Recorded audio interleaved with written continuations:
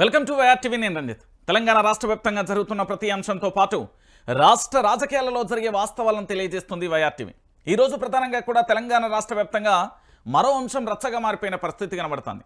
ఇప్పటికే రేవంత్ సర్కారుకు సంబంధించి 17 నెలల కాలంలో ఈ ప్రభుత్వానికి సంబంధించిన ప్రతి అంశాన్ని కూడా యావత్తు తెలంగాణ సమాజం చాలా క్లారిటీగా చూస్తున్న పరిస్థితి కనబడుతుంది. ఓ పక్కన పరిపాలనా వ్యవస్థకు సంబంధించి పూర్తి స్థాయిలో కూడా వైఫల్యం చెందిన కాంగ్రెస్ పార్టీకి సంబంధించి ఏమి చేయాలో కూడా దిక్కుతోచని పరిస్థితులలో ఉంది.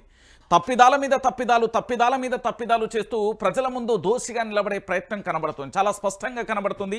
అడ్మినిస్ట్రేషన్ రాకపోవడమా, లేకపోతే అధికారుల సపోర్ట్ లేకపోవడమా, లేక మంత్రులు దాంతోపాటు ముఖ్యమంత్రి గారు వ్యూహాలు సరిగ్గా ప్రణాళిక చేయలేకపోవడమా ఏంటో తెలియదు, కానీ ప్రభుత్వం మాత్రం కుప్పగొలాల్సిన పరిస్థితి అయితే ఏర్పడింది. సరే, మొత్తానికి ఏం జరిగింది? ఇప్పటికీ కూడా మరొకసారి ప్రజా తీర్పును మనం పూర్తి స్థాయిలో గౌరవించాం. ఎందుకంటే ప్రజలు మార్పు పేరుతో తీసుకొచ్చిన కాంగ్రెస్ పార్టీకి సంబంధించి ఆ మార్పు కేవలం వాళ్ళ పార్టీకి సంబంధించిన నేతలలో మాత్రమే మార్పు వచ్చింది అనేది చాలా క్లారిటీగా కూడా అర్థమైపోయిన పరిస్థితి కనబడుతుంది.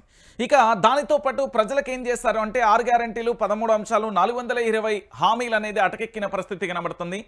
ప్రతిరోజు దాన్ని డైవర్ట్ చేయడానికి ఏదో ఒక అంశాన్ని తెర మీదకి తీసుకురావడం, ప్రజలలో అది చర్చగా మారడం, ఆ చర్చ ఇక క్లోజ్ అయ్యే టైంకి మరో చర్చను తీసుకురావడం, ఈ విధంగా టాపిక్ డైవర్షన్ అవుతున్న పరిస్థితి మనం చూస్తాం.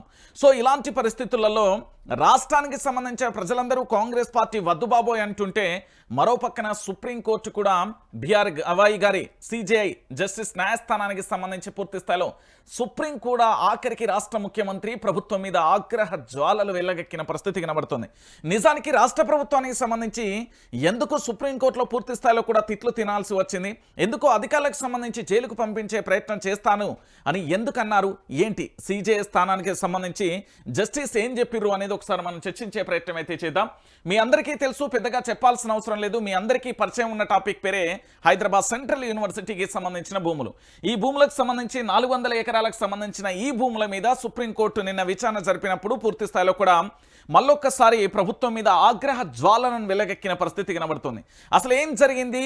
కంచెగచ్చిబౌలి భూములకు సంబంధించి మీరందరూ కూడా ఒకటి ఆలోచించాల్సిన విషయం ఏంటంటే, ఇక్కడ మీకు కనబడుతున్న ఈ ఏదైతే హైదరాబాద్ సెంట్రల్ యూనివర్సిటీకి సంబంధించిన ఈ భూమి ఏదైతే ఉందో, దీనికి సంబంధించి 4 అంశాలను ఒకసారి మనం చర్చిద్దాం. ఏంటి అంటే, హైదరాబాద్ సెంట్రల్ యూనివర్సిటీకి సంబంధించిన భూములు అనేవి క్లియర్ కట్గా జరిగిపోయింది. ఎందుకంటే ఇందిరాగాంధీ గారు పార్లమెంట్లో బిల్లు పెట్టి మరి 1000 ఎకరాలను హైదరాబాద్ సెంట్రల్ యూనివర్సిటీకి కేటాయించారు. అప్పుడు ఏదైతే కాంగ్రెస్ పార్టీ అధికారంలో ఉన్నప్పుడు కొంతమంది నేతలు కావాలని రెవెన్యూ రికార్డులో ఎక్కించకపోవడం కూడా జరిగింది. దాంతోపాటు హైదరాబాద్ సెంట్రల్ యూనివర్సిటీకి సంబంధించిన ఈ భూములు ఏదైతే ఉందో, యూనివర్సిటీకి సంబంధించి వారి యొక్క ల్యాబ్లకు సంబంధించి కావచ్చు, ఎక్స్పెరిమెంట్స్ కావచ్చు, లేదా ఇతరత్ర వాటికి వినియోగించుకోవడానికి ఆ భూములను పక్కన పెట్టారు. దాని తర్వాత అంతకుముందు నారా చంద్రబాబు నాయుడు గారి ప్రభుత్వం అధికారంలో ఉన్నప్పుడు కూడా ఈ భూములకు బదులుగా యూనివర్సిటీకి సంబంధించిన భూములు, ప్రత్యామ్నాయంగా గోపనపల్లికి సంబంధించిన భూముల పంచాయతీ మనం చూసాం. సో హైదరాబాద్ సెంట్రల్ యూనివర్సిటీకి సంబంధించిన భూముల విషయంలో ప్రభుత్వం ఆల్రెడీ ఒక పక్కా ప్రణాళికతోని ముందుకు సాగింది అనేది వాస్తవమైన విషయం. ఎందుకు అంటే, ఎలాంటి యూనివర్సిటీకి సంబంధించిన ట్రస్ట్ కానీ, లేదా యూనివర్సిటీకి సంబంధించిన ప్రొఫెసర్లు కానీ, లేదా విద్యార్థి సంఘాల నాయకులు కానీ ఎవరితో చర్చించకుండానే కేవలం సెలవు దినాలలో మాత్రమే అక్కడికి బుల్డోజర్లను డజన్ల కొద్దీ పంపించి అటవీ ప్రాంతానికి సంబంధించి అటవీ శాఖ మంత్రి కానీ, అటవీ శాఖ అధికారులకు సంబంధించి పూర్తి స్థాయిలో పర్మిషన్ తీసుకోకుండా దీంట్లో అడుగుపెట్టి పూర్తి స్థాయిలో కూడా సర్వనాశనం చేసిన పరిస్థితి చూసాం. ఆ అర్ధరాత్రి వేళ నెమళ్లకు సంబంధించిన రాగాలు, కన్నీటి గోస కూడా విన్నాం. ఆ తర్వాత ఏది జింకలకు సంబంధించి నడి రోడ్డు మీదకి వచ్చిన పరిస్థితి చూసాం. కొన్ని జింకలు కుక్కల దాడిలో కూడా మరణించిన పరిస్థితి మనం చూసాం. సో మొత్తానికి హైదరాబాద్కు సంబంధించి కచ్చగాంచిబౌలి భూముల విషయంలో యావత్తు తెలంగాణ రాష్ట్రానికి సంబంధించి ఇక్కడ ఉన్న బీఆర్ఎస్ పార్టీ ప్రధానంగా కూడా ప్రత్యక్షంగా కూడా BRS working president Kalvakuntla Taraka Ramarao గారి సారథ్యంలో పూర్తి స్థాయిలో కూడా సపోర్ట్ చేసిన పరిస్థితి మనం చూసాం. ఆ తర్వాత విద్యార్థులకు సంబంధించి సంఘీభాగంగా, అంటే విద్యార్థులను పోలీసులు అక్రమంగా అరెస్టు చేసిన తరుణంలో వీళ్ళు విద్యార్థులు కాదు, వీళ్ళు రౌడీ షీటర్లు రకరకాల అంటూ నిందలు వేసి వాళ్ళని అరెస్టు చేస్తే, ఆ తర్వాత రిమాండ్ రిపోర్ట్లో చాలా స్పష్టంగా కూడా వీళ్ళు పిహెచ్డికి సంబంధించిన విద్యార్థులు అని తేటతెల్లమైపోయిన పరిస్థితి చూసాం. కొంతమంది విద్యార్థులను అరెస్టు చేశారు. ఆ తర్వాత బెయిల్పై బయటికి వచ్చిన తరుణాలను కూడా చూసాం. ఆ తర్వాత జరిగిన పరిస్థితి ఏంటి? ఈ తెలంగాణతో పాటు యావత్ భారతదేశ వ్యాప్తంగా ఉన్న పర్యావరణ ప్రేమికులందరూ కూడా కోర్టులను ఆశ్రయించారు. కోర్టులు కూడా సుమోటోగా కేసును స్వీకరించిన పరిస్థితి చూసాం. ఆ కేసును పూర్తి స్థాయిలో స్వీకరించిన తర్వాత జరిగిన మరొక అంశం ఏంటంటే మీ అందరికీ తెలిసిన విషయమే, పూర్తిగా కూడా రచ్చరచ్చగా మారిపోయింది. దాంతో పాటుగా ప్రభుత్వం అనాలోచితమైన నిర్ణయాలు పూర్తి స్థాయిలో కూడా స్పష్టంగా కనబడ్డాయి. అయితే కోర్టు మెట్లు ఎక్కినప్పుడు పూర్తి స్థాయిలో కూడా కోర్టు పూర్తి ఆగ్రహ జ్వాలను కూడా వెలగక్కింది. ఏమని చెప్పింది అంటే చాలా క్లారిటీగా కూడా 3 అంశాలను అడిగింది కోర్టు. ఒకటి, మీరు సెలవు దినాలలో మాత్రమే ఎందుకు బుల్డోజర్లను తీసుకెళ్లారు? 2, అటవీని పూర్తి స్థాయిలో వినాశనం చేశారు. వినాశనం చేసినప్పుడు ప్రత్యామ్నాయంగా ఏమన్నా మళ్ళీ అటవీ పెంపుదలకు ఏమన్నా చర్యలు తీసుకున్నారా? ఎవరి ఆదేశాల మేరకు మీరు కావాలనే కుట్రపూరితంగా చేశారంటూ కీలక వ్యాఖ్యలు చేసింది. ఆ తర్వాత మరొకసారి నిన్న సుప్రీం ధర్మాసనం ముంగటికి మళ్ళొకసారి హైదరాబాద్ సెంట్రల్ యూనివర్సిటీల భూమి పంచాయతీ వచ్చింది. అయితే ఈ పంచాయతీకి సంబంధించి మరొకసారి రచ్చగా మారడంతో నిన్న ఆగ్రహ జ్వాలను కూడా వెలగెక్కిన పరిస్థితి కనబడింది. సో తేడా వస్తే జైలుకు వెళ్తారా? ఎంతమంది వెళ్ళే అవకాశాలు ఉంటుంది? ఏ విధంగా ఉంటుంది? ఎందుకు వెళ్తారు అనేది ఒకసారి మనం పూర్తిగా చర్చించాలి. ఎందుకంటే తెలంగాణలో ఉన్న ప్రతి ఒక్క వ్యక్తికి, ప్రతి పౌరుడికి నేను చెప్పేది ఏంటంటే, ఇక్కడ ప్రభుత్వానికి సంబంధించిన భూములు అంటే చాలామంది లైట్ తీసుకుంటున్నారు. ప్రభుత్వ భూములు కాదన్నా అవి ప్రజల భూములు, అంటే మన భూములు. మన భవిష్యత్తు అవసరాల కోసం, మన భవిష్యత్తు కోసం నిర్మించబడి మనం దాచుకున్న భూములవి. అంటే ప్రభుత్వ భూములు అంటే ప్రజల భూములు.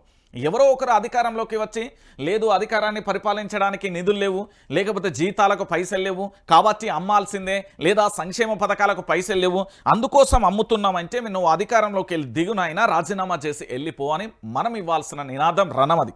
నేను అందుకే మీకు మళ్ళీ చెప్తున్న విషయం ఏంటంటే, తెలంగాణలో ఉన్న ప్రతి బిడ్డకు కూడా నేను చెప్పే విషయం, ప్రతి ఒక్కరికి కూడా ప్రభుత్వ భూములు కాదవి మన భూములు అనే విషయాన్ని మనం గుర్తుపెట్టుకోవాలి. రైట్గా ఒకసారి హైదరాబాద్ సెంట్రల్ యూనివర్సిటీకి సంబంధించిన భూముల పంచాయతీ నిన్న ఏదైతే సుప్రీం ధర్మాసనం ముంగడికి వచ్చింది, ఏం చర్చించిలు, ఏం జరిగింది అనేది ఒకసారి చూద్దాం. కంచెను పునరుద్ధరిస్తారా? జైలుకి వెళ్తారా? రేవంత్ సర్కార్పై సుప్రీంకోర్టు తీవ్ర ఆగ్రహం అంటూ కూడా చూస్తున్నాం.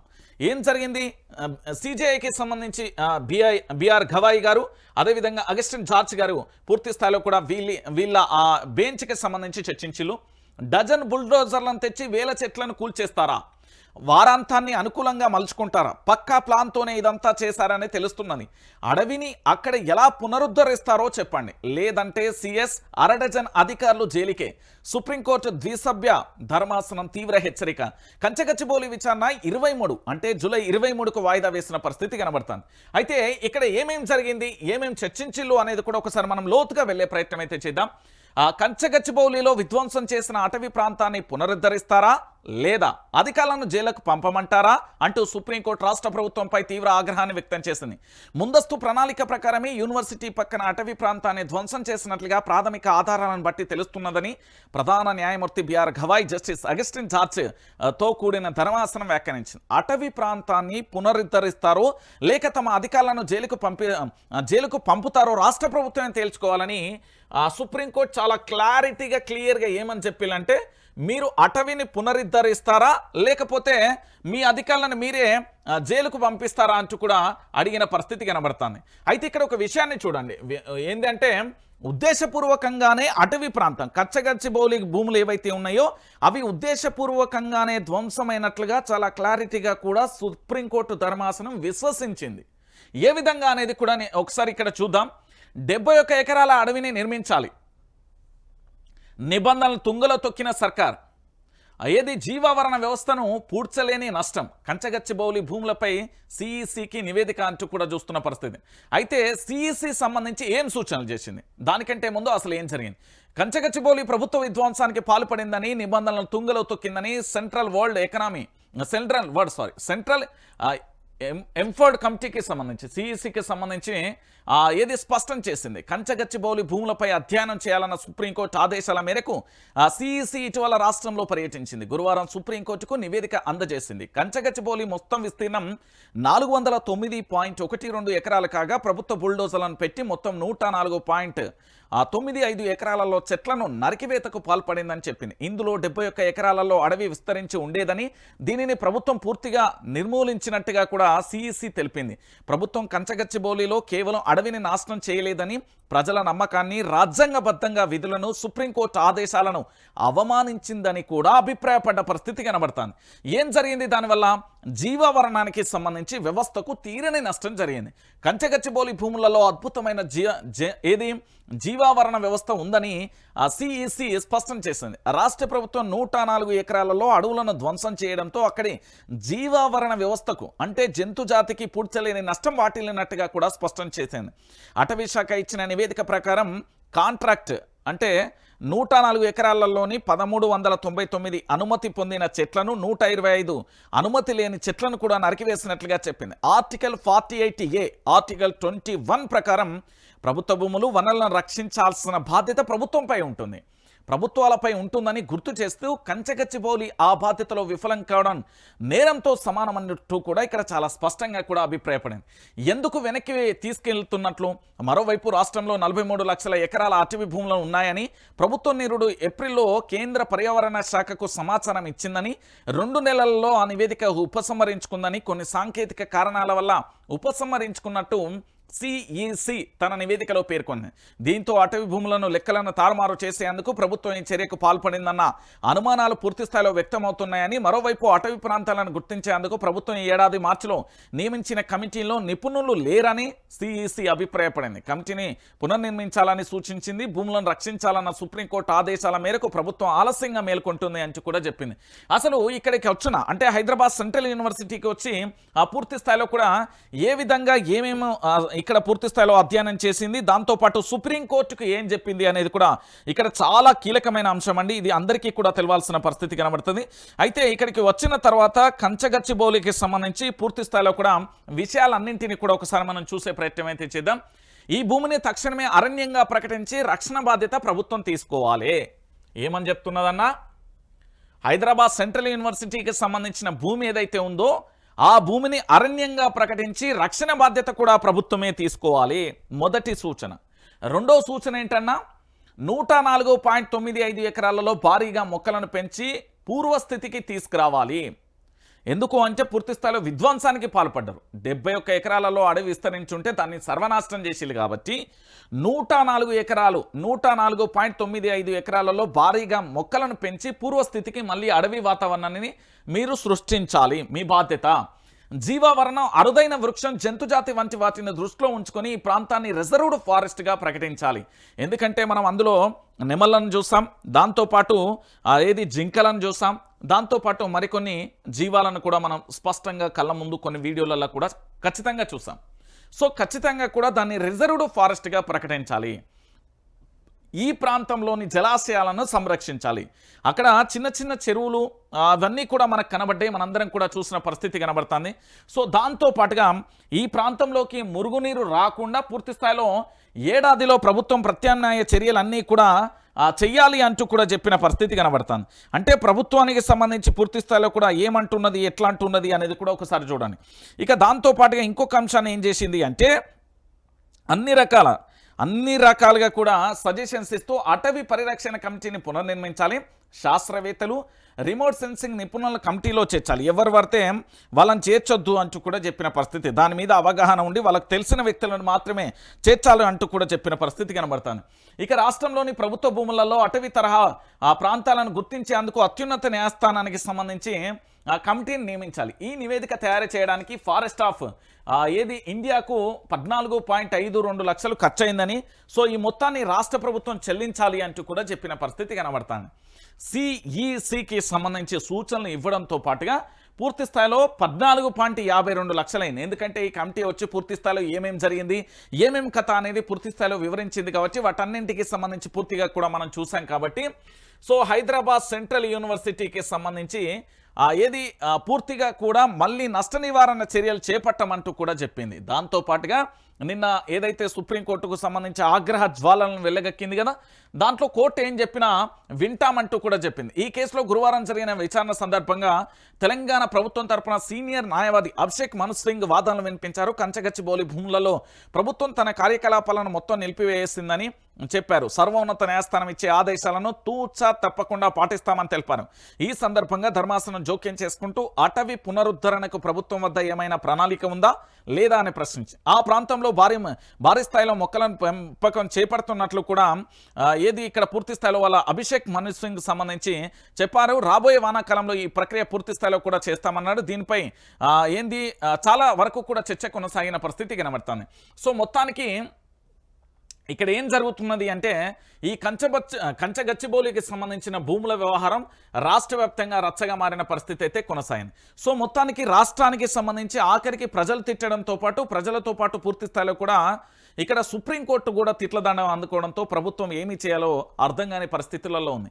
ఎందుకంటే తప్పుడు నిర్ణయాలు ఒకవైపు, అనాలోచితమైన నిర్ణయాలు ఇంకొక వైపు, దానితో పాటుగా పూర్తి స్థాయిలో కూడా ఏది రాజ్యాంగబద్ధంగా చేయాల్సిన కార్యక్రమాలన్నీ రాజ్యాంగం పూర్తి స్థాయిలో కూడా అమల్లో ఉన్నప్పటికీ కూడా ఏదైతే కోర్టులు అన్నిటికీ హాలిడేస్ ఉంటాయో ఆ రోజులలో మాత్రమే పనిగట్టుకొని మరీ చేస్తున్న పరిస్థితి కనబడుతుంది. అంటే ఒకసారి తెలంగాణ ప్రాంత ప్రజలందరూ కూడా ఆలోచించాల్సిన విషయం ఇది. ఇక దీంతో పాటు కనుమరుగైన అటవీ ప్రాంతం ఎంత, దట్టమైన అటవీ ప్రాంతం 2.60 ఎకరాలు, మధ్య రకం 57.66 ఎకరాలు, ఓపెన్ ఫారెస్ట్ ఎంత 17.20 ఎకరాలు. ఇదంతా కూడా కనుమరుగైపోయింది. దీన్ని పూర్తి స్థాయిలో కూడా మరి చేస్తావా లేదా అన్నట్టుగా ప్రభుత్వాన్ని పూర్తి స్థాయిలో 71 ఎకరాలకు సంబంధించి అడవిని మళ్ళీ నిర్మించాలి, నిర్మించకపోతే మాత్రం ఉంటుంది, మీరు కావాలనే జేసీలు అనేది కూడా చెప్పింది. ఇక ఇదే అంశానికి సంబంధించి పూర్తి స్థాయిలో BRS working president Kalvakuntla Taraka Ramarao మొదటి నుంచి కూడా ఒక బలమైన వాదన వినిపిస్తున్నారు. ఎందుకంటే హైదరాబాద్ సెంట్రల్ యూనివర్సిటీ అక్కడ ఉండే స్టూడెంట్స్ పక్షాన నిలబడిళ్ళు, వాళ్ళకు మద్దతు తెలిపిలు, దాంతోపాటుగా అప్పట్లో ప్రెస్ మీట్ కూడా పెట్టిన పరిస్థితి కనబడుతుంది. బీఆర్ఎస్ నేతలు కూడా అక్కడికి వెళ్ళి విద్యార్థులకు లాఠీ చార్జ్ అయితే వాళ్ళని పరామర్శించి జైలుకి వెళ్ళిన వాళ్ళని కూడా వాళ్ళని తీసుకొచ్చే ప్రయత్నం అయితే చేసిళ్ళు. తప్పు ఒప్పుకోరేవంత్. హెచ్సియుకు సంబంధించి భూములలో 10,000 కోట్ల స్కామ్, అడవుల ధ్వంసం, పర్యావరణ చట్టాల ఉల్లంఘనే, సీఎం మూర్ఖత్వంతో అధికారులు జైలుకు వెళ్లాలా, బీఆర్ఎస్ వర్కింగ్ ప్రెసిడెంట్ కేటీఆర్ మండిపాటు అంటూ కూడా చెప్పిన పరిస్థితి కనబడుతుంది. ముఖ్యమంత్రి గారి అనాలోచిత నిర్ణయం వల్ల అధికారులు జైలుకు వెళ్ళాలా? నిజంగా కూడా నీ ప్రభుత్వం చేసింది తప్పే. ఆ తప్పును బహిరంగంగా ఒప్పుకుంటే అయిపోతుంది. మరి నీ యొక్క అనాలోచితమైన నిర్ణయాల వల్ల ఎందుకో అధికారులు జైలుకు వెళ్ళాలి? నేను అధికారులకు మళ్ళీ చెప్తా ఉన్నా, మీరు ఒక్కసారి ఇక్కడ గుర్తుపెట్టుకోరి, ఇది నేను చెప్పిన మాట కాదు. ఏది ఈ దేశానికి సంబంధించిన సర్వోన్నత న్యాయస్థానం చెప్పింది. అధికారులను జైలుకు పంపాలా, ఏది సీఎస్తో పాటు 1/2 డజన్ మందిని కూడా పంపిస్తామంటూ చాలా క్లారిటీగా చెప్పింది. నేను మళ్ళీ చెప్తున్నా, భారత రాజ్యాంగాన్ని గౌరవించే ఏ అధికారైనా మీకు పైన ఫలానా మంత్రి ఫోన్ చేసిండు కాబట్టి నేను చేయాలి, ముఖ్యమంత్రి ఆదేశాలు ఉన్నాయి కాబట్టి నేను చేయాలి, చట్టం ఉల్లంఘన జరుగుతున్నదని తెలుసు కూడా, ఇది తప్పు అని తెలిసి కూడా ఎవరెవరైతే పని చేస్తున్నారో వాళ్ళందరూ కూడా మీ పద్ధతి మార్చుకోండి. ఎందుకంటే ఈరోజు ప్రభుత్వం అనేది కేవలం 5 సంవత్సరాలు మాత్రమే ఉంటుంది. ఆ తర్వాత మరో ప్రభుత్వం వస్తుంది. ఆ ప్రభుత్వంలో మీరు పూర్తి స్థాయిలో జైలుకు వెళ్లాల్సిన పరిస్థితులు ఉత్పన్నమవుతాయి. ఆ విషయం మీకు కూడా తెలుసు. ఈరోజు పూర్తి స్థాయిలో ప్రభుత్వ ఆదేశాలను కాసులకు కకృతి పడో, రకరకాలుగా ఒత్తిళ్లు వచ్చినాయనో, లేకపోతే ఇంకోటి జరిగిందనో ఇలాంటి నిర్ణయాలు ఎట్టి పరిస్థితులలో కూడా మీరు తీసుకోకండి. మీ భవిష్యత్తును ఆగం చేసుకోకండి, మీ సర్వీసులను పూర్తి స్థాయిలో కూడా ఆగం కాకురి. ఎందుకు ఈ విషయాన్ని చెప్తున్నానంటే, అధికారులు మంచిగా పనిచేస్తే ఈ దేశంలో ఒక నీతి ఉంటుంది, మీకు తెలుసో లేదో. ఈ భారతదేశంలో అధికారి అనే ఒక వ్యక్తి నీతివంతంగా పనిచేస్తే అవినీతి అనేది యావత్ భారతదేశ వ్యాప్తంగా ఏ మూలకు చూసినా కనబడదు. అధికారి ఒక్కరు కరెక్ట్గా చేస్తే అంత వ్యవస్థలు సెట్ అయిపోతాయి. ఈరోజు గతంలో పోలీసు వ్యవస్థకు సంబంధించి కల్వకుంట్ల చంద్రశేఖరరావు హెచ్చరికలు జారీ చేశారు. ఆఖరికి హైకోర్టు కూడా హెచ్చరికలు జారీ చేసింది. ఆ తర్వాత ఇప్పుడు వాళ్ళు పద్ధతి మార్చుకున్నట్టుగా కనబడుతుంది. సో ఇంకా వివిధ శాఖలలో ఎవరైతే ముఖ్యమంత్రి బ్లెస్సింగ్స్ కోసం మీరు చూస్తారో అదంతా మీ ప్రమోషన్ల కోసమో ఇతరత్ర మీరు అనవసరంగా ఆరాటపడి మీ జీవితాన్ని జైలు పాలు చేసుకోకుర్రి. నేను మళ్ళీ ఒక జర్నలిస్ట్గా మీకు సలహా ఇస్తున్నా. సుప్రీంకోర్టు ధర్మాసనం అంత క్లారిటీగా చెప్పిందంటే అర్థం చేసుకొని, చట్టం ఉల్లంఘన చేస్తే ఎవరికైనా శిక్ష తప్పదు. నేను చెప్తున్నా కదా, 5 సంవత్సరాలు ఆల్రెడీ 2025, 2023, 24 సంవత్సరంలో అధికారంలోకి వచ్చిండు. 2వ సంవత్సరం కూడా దగ్గరికి అయిపోతుంది. ఇంకో 2 సంవత్సరాలు ఉంటుంది. లాస్ట్ సంవత్సరం ఎట్లాగో ఎన్నికల పీరియడ్, దాంట్లో పూర్తి స్థాయిలో కూడా ఎన్నికలకు సంబంధించిన పీరియడ్ ఉంటుంది కాబట్టి అప్పుడు చేసేది ఏమీ ఉండదు అనే విషయం కూడా మీ అందరికీ తెలిసిన విషయమే. సో ఇలాంటి పరిస్థితులలో మీరు అధికారులు ఎట్టి పరిస్థితులలో తప్పు చేయకండి. పలానా ముఖ్యమంత్రి గారి ఆదేశాలు ఉన్నాయి, పలానా మంత్రి గారి ఆదేశాలు ఉన్నాయి, లేకపోతే పై అధికారి ఆదేశాలు ఉన్నాయి, ఇవన్నీ కాదు. రూల్స్ను పాటిస్తూ మీరు ఏదైనా చేయండి. రూల్స్ను బ్రేక్ చేస్తే మీ జీవితం బ్రేక్ అయిపోతుంది. ఇంతకు మించి మీరైతే చాలా క్లారిటీగా ఆలోచించుకోండి. ఎందుకంటే మీ విధులు కేవలం మీరు ఉద్యోగం అనేది ప్రజలకు ప్రభుత్వానికి వారధిగా ప్రభుత్వం అందించే సంక్షేమ పథకాలను ప్రజలకు అందించడానికి సేవకులుగా మాత్రమే పనిచేస్తున్నారు. ఉద్యోగులు అనేవాళ్ళు జీతాల కోసము, ఉద్యోగులు అనేవాళ్ళు పూర్తి స్థాయిలో కూడా వాళ్ళ వ్యక్తిగత స్వార్థాల కోసం ఆ ఉద్యోగం ఏ ఒక్కరూ చేయరు. కేవలం ప్రభుత్వం ప్రజలకు మధ్య వారధిగా మాత్రమే మీరు పనిచేస్తారు. కాబట్టి ఆ విధంగానే పనిచేయరు. ఏంది రాజ్యాంగాన్ని ఉల్లంఘించడం, చట్టాలను ఉల్లంఘించడం, లేకపోతే అతిగా ప్రవర్తిస్తే అనర్థాలకు దారితీస్తుంది అనేది మీరు గ్రహించాలి. ఇది సుప్రీంకోర్టు చెప్పింది. సుప్రీంకోర్టు చెప్పింది, ఆఖరికి ఇతర పార్టీలకు సంబంధించిన నాయకులు కూడా చెప్తున్నారు. ఎందుకంటే మీ యొక్క అనాలోచిత తప్పిదాల వల్ల పూర్తి స్థాయిలో కూడా రాజకీయ నాయకుల అనాలోచిత నిర్ణయాల వల్ల మీరు తప్పలేదు. ఇప్పుడు రాజకీయ నాయకుడు అనేటోడు ఫస్ట్ 10th ఫెయిల్ అయిన వాళ్ళు ఉంటారు, ఇంటర్ పాస్ అయిన వాళ్ళు ఉంటారు, మళ్ళీ PhD చేసిన వాళ్ళు కూడా ఉంటారు. రాజకీయ నాయకుడు ఎంత 5 సంవత్సరాలు మాత్రమే ఉంటాడు, ఆ తర్వాత వేరే వెళ్ళి వస్తారు. ఇప్పుడు మీరు ఒక్కసారి ఆలోచించండి, అధికారులందరికీ చెప్తా ఉన్నా, మీరు ఎన్టీఆర్ ప్రభుత్వాన్ని చూసిలు, చంద్రబాబు ప్రభుత్వాన్ని చూసిలు, వైఎస్ రాజశేఖర రెడ్డి పరిపాలన చూసిలు, కిరణ్ కుమార్ రెడ్డి చూసిలు, రోషయ్య చూసిలు, దాని తర్వాత కేసీఆర్ది చూసిలు, ఇప్పుడు రేవంత్ రెడ్డి చూస్తున్నారు. ప్రభుత్వాలు మారుతూనే ఉంటాయి. ప్రభుత్వంతో మీకు సంబంధం లేదు. మీరు ఎల్లకాలం ఉండేటోళ్ళు. ప్రభుత్వం 5 ఏళ్ల పొద్దు ఉంటుంది. 5 ఏళ్ల పొద్దులో ఒక ఏడాది ఎన్నికలకే పోతుంది. ఫస్ట్ సంవత్సరం వాళ్ళు చదువుకోవడానికే అయిపోతుంది. ఇక మిగిలింది ఎంత? 3 ఏళ్ళు. 3 ఏళ్లలో వాళ్ళ సీట్లు, వాళ్ళ పంపకాలు, వాళ్ళ కాంట్రాక్ట్ల పంచాయితీ ఉంటుంది. కాబట్టి అధికారులు మంచిగా పనిచేయాలని నేను రిక్వెస్ట్ చేస్తా ఉన్నా, సలహా కూడా ఇస్తున్నా. ఇక తర్వాత మీ ఇష్టం. ఎందుకంటే ఇప్పటికే నాకు ఇక్కడ అశ్వాపూర్ అనుకుంటా, ఈ ఆలయర్ దగ్గర ఒక అశ్వపూర్, ఆ విలేజ్కి సంబంధించి టోల్గేట్ దగ్గర అక్కడ పూర్తి స్థాయిలో కూడా మైనింగ్ మాఫియా కొనసాగుతుంది. మైనింగ్ మాఫియాకు సంబంధించి రూల్స్ అన్నీ కూడా బ్రేక్ చేస్తున్న పరిస్థితి కనబడుతుంది. దాని సంగతి కూడా నేను అధికారులకు మంచిగా చెప్పిన, అధికారులారా మీరు మారండి. ఈ అందరి ఛానళ్ళ లెక్క వైఆర్టీవీ ఉండదు. వైఆర్టీవీ అనేది ప్రజల పక్షాన నిల్చుంటుంది. అప్పుడు ప్రశ్నించిన, ఇప్పుడు సమయం ఇవ్వడానికి నేను ముఖ్యమంత్రిగా యనుమల రేవంత్ రెడ్డి ప్రమాణ స్వీకారం చేసిన తర్వాత విమర్శించానంటే ముఖ్యమంత్రి ఆ హోదాలో ఉండి నెల జీతం తీసుకున్నాడు. ముఖ్యమంత్రిగా పూర్తి స్థాయిలో కూడా ప్రభుత్వానికి సంబంధించిన అన్ని వసతులను పొందుతున్నప్పుడు ఆ ఆలోచన కూడా అమలు చేయాల్సిన బాధ్యత ప్రభుత్వాల మీద ఉంటుంది. ఏమని చెప్పిర్రు? విపక్షంలో ఉన్నప్పుడు 100 రోజులలో మేము 6 గ్యారెంటీలు అమలు చేస్తాం, 13 అంశాలను పూర్తిగా కూడా క్లారిటీగా ప్రజలకు అందిస్తాం, 420 హామీలను అమలు చేస్తామని ప్రభుత్వం చెప్పి 100 రోజులు దాటిన తర్వాత కూడా అమలు చేయకపోగా ప్రజలని మరింత కష్టాలు పెడుతున్న పరిస్థితి కనబడింది. ఇవన్నీ రాజకీయ నాయకులకు సంబంధించి మనం ఊహించాల్సిన అవసరం ఉంటుంది. ప్రభుత్వం ఏం చేస్తుందో అవసరం ఉంటుంది. కాబట్టి ప్రశ్న అనే అస్త్రంగా మీ ముందు వాస్తవాలను నేను పెట్టే ప్రయత్నం చేస్తున్నా. ఈరోజు తప్పొప్పుకోమని రేవంత్ను బాజాప్తుగా కేటీఆర్ అంటున్నాడు అంటే వాస్తవమైన విషయం. ఈరోజు సుప్రీం ధర్మాసనం కానీ ఈ తెలంగాణ రాష్ట్రానికి సంబంధించి CEC ఇక్కడికి వచ్చి పూర్తి స్థాయిలో నివేదిక తీసుకొని దాదాపుగా 14 లక్షల రూపాయల ఖర్చు పెట్టి మరీ పూర్తి స్థాయిలో కూడా నివేదికను సుప్రీంకోర్టుకి ఇచ్చిందంటే ఎంత తప్పిదం జరిగింది అనేది ఒకసారి మీరు CSO 1/2 డజన్ మంది అధికారులను జైలుకు పంపాలా, ఇంకెంతమందిని పంపాలి అని అన్నదే అంటే ప్రభుత్వం తప్పు చేసిందని సుప్రీంకోర్టు ధర్మాసనం కూడా విశ్వసిస్తున్నది. కాబట్టి ఒక అవకాశాన్ని ఇస్తున్నది ప్రభుత్వానికి. లేదు అయినప్పటికీ గట్లనే ఉంటామంటే ప్రభుత్వం సుప్రీంకోర్టు ఏం చేయాలో అది చేయాల్సిన పరిస్థితి ఏర్పడుతుంది. నివేదిక చాలా స్పష్టంగా ఉంది.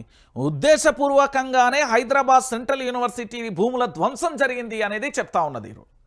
కాబట్టి ఈరోజు ప్రభుత్వం ఏదైతే అనాలోచిత నిర్ణయాలు ఉన్నదో దాంట్లో అధికారులు బలిగాకుర్రి అని చెప్తున్నా.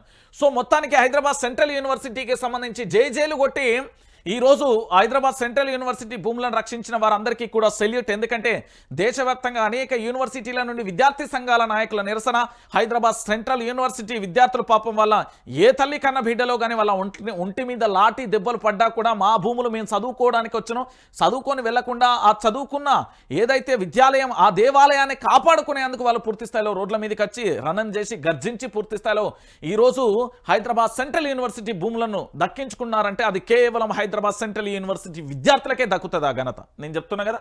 సో మొత్తానికి ఇందులో ప్రభుత్వం అయితే చాలా క్లారిటీగా కూడా రాంగ్ స్టెప్ వేసింది. అడ్డంగా ప్రభుత్వం దొరికిపోయింది. ప్రభుత్వం దొరకడంతో పాటుగా వాస్తవాలను ప్రజలకు చెప్పే ప్రయత్నం చేసింది. ఏంది అంటే మేము ఈ తప్పు చేసినాం, ఇట్లా జరిగింది అనేది మనకు సుప్రీంకోర్టు పుణ్యాన బయటపడుతున్న వాస్తవాలు. సో పూర్తిగా కూడా ఇక్కడ మనందరం ఆలోచించాల్సిన విషయం ఏంటంటే రేపు జరగబోయే పరిస్థితులు కూడా ఇట్లనే ఉంటాయి. సో ప్రభుత్వానికి సంబంధించి పూర్తి స్థాయిలో కూడా ఎప్పుడు ఏదైనా జరగవచ్చు అనే విషయాన్ని మీరు అందరూ కూడా గుర్తుపెట్టుకోవాల్సిన విషయం కనబడుతుంది. ఎందుకంటే ఇక్కడ పూర్తిగా కూడా కాంగ్రెస్ పాలన చేత కాదు, కోర్టులను కాంగ్రెస్ తప్పుదో పట్టిస్తున్నారు. సుప్రీం కోర్టు మొట్టికాయలు వేసింది. అబద్ధాల పునాదులపై కాంగ్రెస్ వచ్చింది. ప్రజలకు హామీలు ఇచ్చి మోసం చేసింది. ప్రజలు ఇబ్బందులు పడుతున్నారు. అభివృద్ధి చేయకుండా బీఆర్ఎస్ పై బురద. బీఆర్ఎస్ ఎమ్మెల్యే వివేకానంద అంటూ కూడా చెప్తున్న పరిస్థితి వాస్తవమే కదా. ఈరోజు ఏం చేసింది ప్రభుత్వం? అబద్ధాలు చెప్పింది. ఎస్, నిజం కాదంటారా మీరు? యాక్సెప్ట్ చేయాలి. మీరు ఎందుకు యాక్సెప్ట్ చేయాలంటే కూడా నేను చెప్తా. ఈరోజు అబద్ధాలే చెప్పింది. తెలంగాణ ప్రాంత వ్యాప్తంగా కూడా అందరికీ అబద్ధాలని చెప్పి పూర్తి స్థాయిలో కూడా అధికారంలోకి వచ్చింది ఈ కాంగ్రెస్ పార్టీ. ఎట్లా అధికారంలోకి వచ్చిందో కూడా నేను చెప్తా. మనందరికీ తెలుసు, ఎన్నికల ముంగట మైకులు అరిగేటట్టు, మామూలు కూడా కాదన్నో మైకులు అరిగేటట్టు మాట్లాడి ఒక్కొక్క రకంగా ఒక్కొక్క ఎపిసోడ్ ఒక్కొక్క రకంగా చెప్పుకుంటూ వచ్చిన పరిస్థితి మనందరం కూడా చూసాం. ఏమని చెప్పిల్లన్నా, వీళ్ళు మొత్తం 420 హామీలు ఇచ్చిరన్న. దాంట్లో ప్రధానంగా కూడా దీంట్లో మీరందరూ కూడా చూడొచ్చు, ఏంది 6 గ్యారంటీలకు సంబంధించి ఇచ్చిలు. దాంట్లో వ్యవసాయ రంగం, యువత, విద్యారంగం, అమరులు, సాగునీటి రంగం, ఎస్సీ సంక్షేమం, ఎస్టీ సంక్షేమం, బీసీ సంక్షేమం, మైనార్టీ సంక్షేమం, ఇతర సంక్షేమం, మహిళా సంక్షేమం, వైద్య రంగం, పారిశ్రామిక రంగం, గ్రామీణాభివృద్ధి, ఉద్యోగ సంక్షేమం, గృహ నిర్మాణం, హైదరాబాద్ అభివృద్ధి, పర్యాటక రంగం, దాంతోపాటు పర్యావరణం, ఇతర హామీలకు సంబంధించి ఇచ్చింది. దీంట్లో ప్రధానంగా కూడా 6 గ్యారంటీలు ఇచ్చింది. ఒక్కొక్క గ్యారంటీలో 3 అంశాలు కూడా ఉన్న పరిస్థితి కనబడుతుంది. మొట్టమొదటిసారిగా అబద్ధం అనేది నేను ఎంత స్పష్టంగా మీకు అర్థమయ్యేలా చెప్తా అంటే, రైతు భరోసా ఇచ్చింది. ఏమని చెప్పింది? ప్రతి ఏటా రైతులకు, కౌలు రైతులకు ఎకరానికి 15,000 ఇస్తానది. అన్న రైతన్న సంవత్సరం అయిందన్న, కౌలు రైతులకు 15,000 పడ్డాయా అన్న? పడలే. అంటే అబద్ధం ఆడినట్టే కదా. దాంతోపాటు వ్యవసాయ కూలీలకు 12,000 ఇస్తా అని చెప్పింది. 12,000 ఇస్తుందా కూలీలారా? లేదు. వరి పంటకు క్వింటాలకు 500 బోనస్ ఇస్తా అని చెప్పింది. వీళ్ళ మేనిఫెస్టోలో సన్నవడ్లు అని చెప్పలే, వరికి క్వింటాలకు 500 బోనస్ ఇస్తాను. ఇచ్చిందా అన్న? ఇయ్యలే. దాన్ని మాట మార్చింది. ఇక గృహజ్యోతి, ప్రతి కుటుంబానికి 200 యూనిట్ల ఉచిత విద్యుత్ ఎత్తా అన్నది.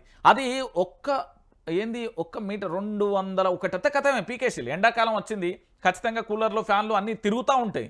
అది ఏ ఇల్లు అయినా కూడా చల్లదనం కోసం వాడతారు. కథం అందరినీ తీసేసిలు. ఇందిరమ్మ ఇల్లు లేని వారికి ఇంటి స్థలం మరియు 5 లక్షల రూపాయలు ఇస్తా అన్నారు. ఇంటి స్థలం 5 లక్షలు ఏడ కనబడుతుందో ఒకసారి మీరే చూడరు. దాని కథ చాలా ఉన్నాయి, నేను చూపెడతాను. ఆఖరికి మా తెలంగాణ ఉద్యమకారులు, మేము ఉద్యమకాలంలో పూర్తి స్థాయిలో మా ప్రాణాలను పరంగా పెట్టి తెలంగాణ రాష్ట్రం వచ్చుడో మేము సచ్చుడో అని మా తోటి స్నేహితులందరూ కూడా ఆత్మహత్య యత్నం చేసుకుని, అందులో శ్రీకాంతాచారి సంబంధించి ఆత్మహత్య చేసుకుని అనేక మంది కూడా ఉద్యమకారులు తమ ప్రాణాలు, తమ జీవితాలను, ఒక జనరేషన్ పోయినా పర్వాలేదు వచ్చే జనరేషన్ బాగుపడుతుంది అని చెప్పి మాకు కూడా ఇచ్చిన హామీ 250 చదరపు ఇంటి స్థలం ఇచ్చింది. అదేమైపోయిందన్న? ఆటకెక్కింది. ఇక మహాలక్ష్మి, మహిళకు ప్రతి నెల 2,500 ఇచ్చిర్రా అన్న? 2 ఏళ్ల పొద్దు దగ్గరికి వస్తుంది. అంటే అబద్ధం చెప్పినట్టే కదా. మహిళలకు 500 గ్యాస్ సిలిండర్, ఇది ఎంత మేరకు అమలైందో వాళ్ళే చెప్పాలి. ఇక మహిళలకు ఆర్టీసీ బస్సులలో ఉచిత ప్రయాణం, ఉచితం ఇచ్చిల్లు, నేను యాక్సెప్ట్ చేస్తా. ఆటో డ్రైవర్ల జీవితాలను ఆగం చేసిల్లు. దాంతోపాటు ఆర్టీసీ బస్సులు ఉచితం ఇవ్వడంలో 2 మతలబు ఉన్నది. ఒకటి, ఎలక్ట్రిసిటీ బస్సులు మెల్లమెల్లగా కూడా డిపోలకు ఎంట్రీ అవుతున్నాయి. దాంతోపాటు మహిళలకు ఫ్రీ ఇచ్చిన తర్వాత అదనపు భారం మళ్ళీ ప్రజల మీద వసూలు చేస్తుంది ప్రభుత్వం. ఇక యువ వికాసం, ఇది విద్యార్థులకు 5 లక్షల విద్యా భరోసా కార్డు ఇచ్చింది. ఏడ చేసింది? ప్రతి మండలంలో తెలంగాణ ఇంటర్నేషనల్ స్కూల్. మరి ఏమైపోయింది అది? చేయూత, 4,000 నెలవారీ పెన్షన్, 10 లక్షల రాజీవ్ ఆరోగ్యశ్రీ. మరి ఇవన్నీ ఏడ అమలైనాయి? ఇక చెప్పుర్రి. నేను చెప్పే దాంట్లో ఏమన్నా అబద్ధం ఉన్నదా? ఎందుకు చెప్తున్నా అంటే, ఈరోజు కాంగ్రెస్ పార్టీ అబద్ధాల పునాదుల మీద మాత్రమే అధికారంలోకి వచ్చింది అని చెప్పడానికి సజీవమైన సాక్ష్యాలు అవి. ఈరోజు నేను చెప్పిన మాట కాదు, ఇక్కడ బీఆర్ఎస్ పార్టీకి సంబంధించి వివేకానంద గారు చెప్తున్నారు చాలా స్పష్టంగా. ఏంది అబద్ధాల పునాదుల మీద కాంగ్రెస్ పార్టీ అధికారంలోకి వచ్చింది అనేది చాలా క్లారిటీగా వారు చెప్తున్న తరుణం కనబడుతుంది. ఇక దాంతోపాటుగా ఇంకొక విషయం ఏంది, మీ అందరికీ తెలిసిన విషయమే, తెలంగాణ రాష్ట్ర వ్యాప్తంగా కూడా పూర్తి స్థాయిలో కూడా నిన్న అయితే ఇందులో కొంత లాజిక్ ఉంది. మీరు ఒకసారి ఇక్కడ ఏం జరిగింది అనేది నేను నిన్న కూడా ఎంక్వైరీ చేసిన, వాస్తవం ఏంది అవాస్తవం ఏంది. ఎందుకంటే లిటరల్లీ మనం నిజాలు మాత్రమే చెప్పాలి. ఎందుకంటే తెలంగాణ ప్రాంత ప్రజలను తప్పుదో పట్టియద్దు. వాస్తవమైన విషయం తెలంగాణ ప్రాంత ప్రజలకు తెలవాలి. ఏం జరిగింది? ఇక్కడ మహిళా మంత్రులే కాళ్ళు కడగాల్సింది. ఏం జరిగింది ఇక్కడ ఒకసారి చూడండి. వీళ్ళందరూ కూడా బీఆర్ఎస్ పార్టీకి సంబంధించిన వ్యక్తులు. ఎవరు? సీఎం రేవంత్ పై గురువారం తెలంగాణ మహిళా కమిషన్కు ఫిర్యాదు చేస్తున్న మాజీ ఎమ్మెల్యే గొంగిడి సునీత, కార్పొరేటర్లు సునీత, హేమ, శైలజ, పాల్వాయి స్రవంతి, అర్పిత తదితరులు అంటూ కూడా ఇక్కడ చూసినాం. ఏంది మహిళా మంత్రులు కాళ్ళు కడగాల్సింది? తెలంగాణ ఆడబిడ్డల్ని అవమానిస్తారా? అందగత్తల చెప్పులు వేసుకొని బతుకమ్మ ఆడటం సాంప్రదాయమా? రాణి రుద్రమాదేవి, సమ్మక్క సారలమ్మ అస్తిత్వాన్ని దెబ్బతీసేలా ప్రభుత్వ చర్యలు. రాష్ట్ర మహిళలకు రేవంత్ క్షమాపణ చెప్పాలి బగ్గుమన్న బీఆర్ఎస్ మహిళా నేతలు. తెలంగాణకు అవమానకరం గొంగిడి సునీత. సోనియా గాంధీకి సబితా ఇంద్రారెడ్డి, దాంతోపాటు సత్యవతి రాథోడ్, సునీత, కోవలక్ష్మి లేఖ రాసిలు. ఏమని చెప్పింది అంటే సబితా ఇంద్రారెడ్డి లేఖలో ప్రభుత్వం క్షమాపణ చెప్పాలి, మహిళల ఆత్మగౌరవాన్ని పెంచుతామని గొప్పలు చెప్పిన కాంగ్రెస్ ప్రభుత్వం తెలంగాణ ఆడబిడ్డలతో విదేశీయుల కాళ్ళు కడిగించడం దేనికి సంకేతం? వాళ్ళు కాళ్ళు కడిగించి టవల్లు తుడిపించడం ఏమిటి దౌర్భాగ్యం? ఆడపిల్లల ఉసురు తగిలి కాంగ్రెస్ ప్రభుత్వం కుప్పకూలక తప్పదు. ఇక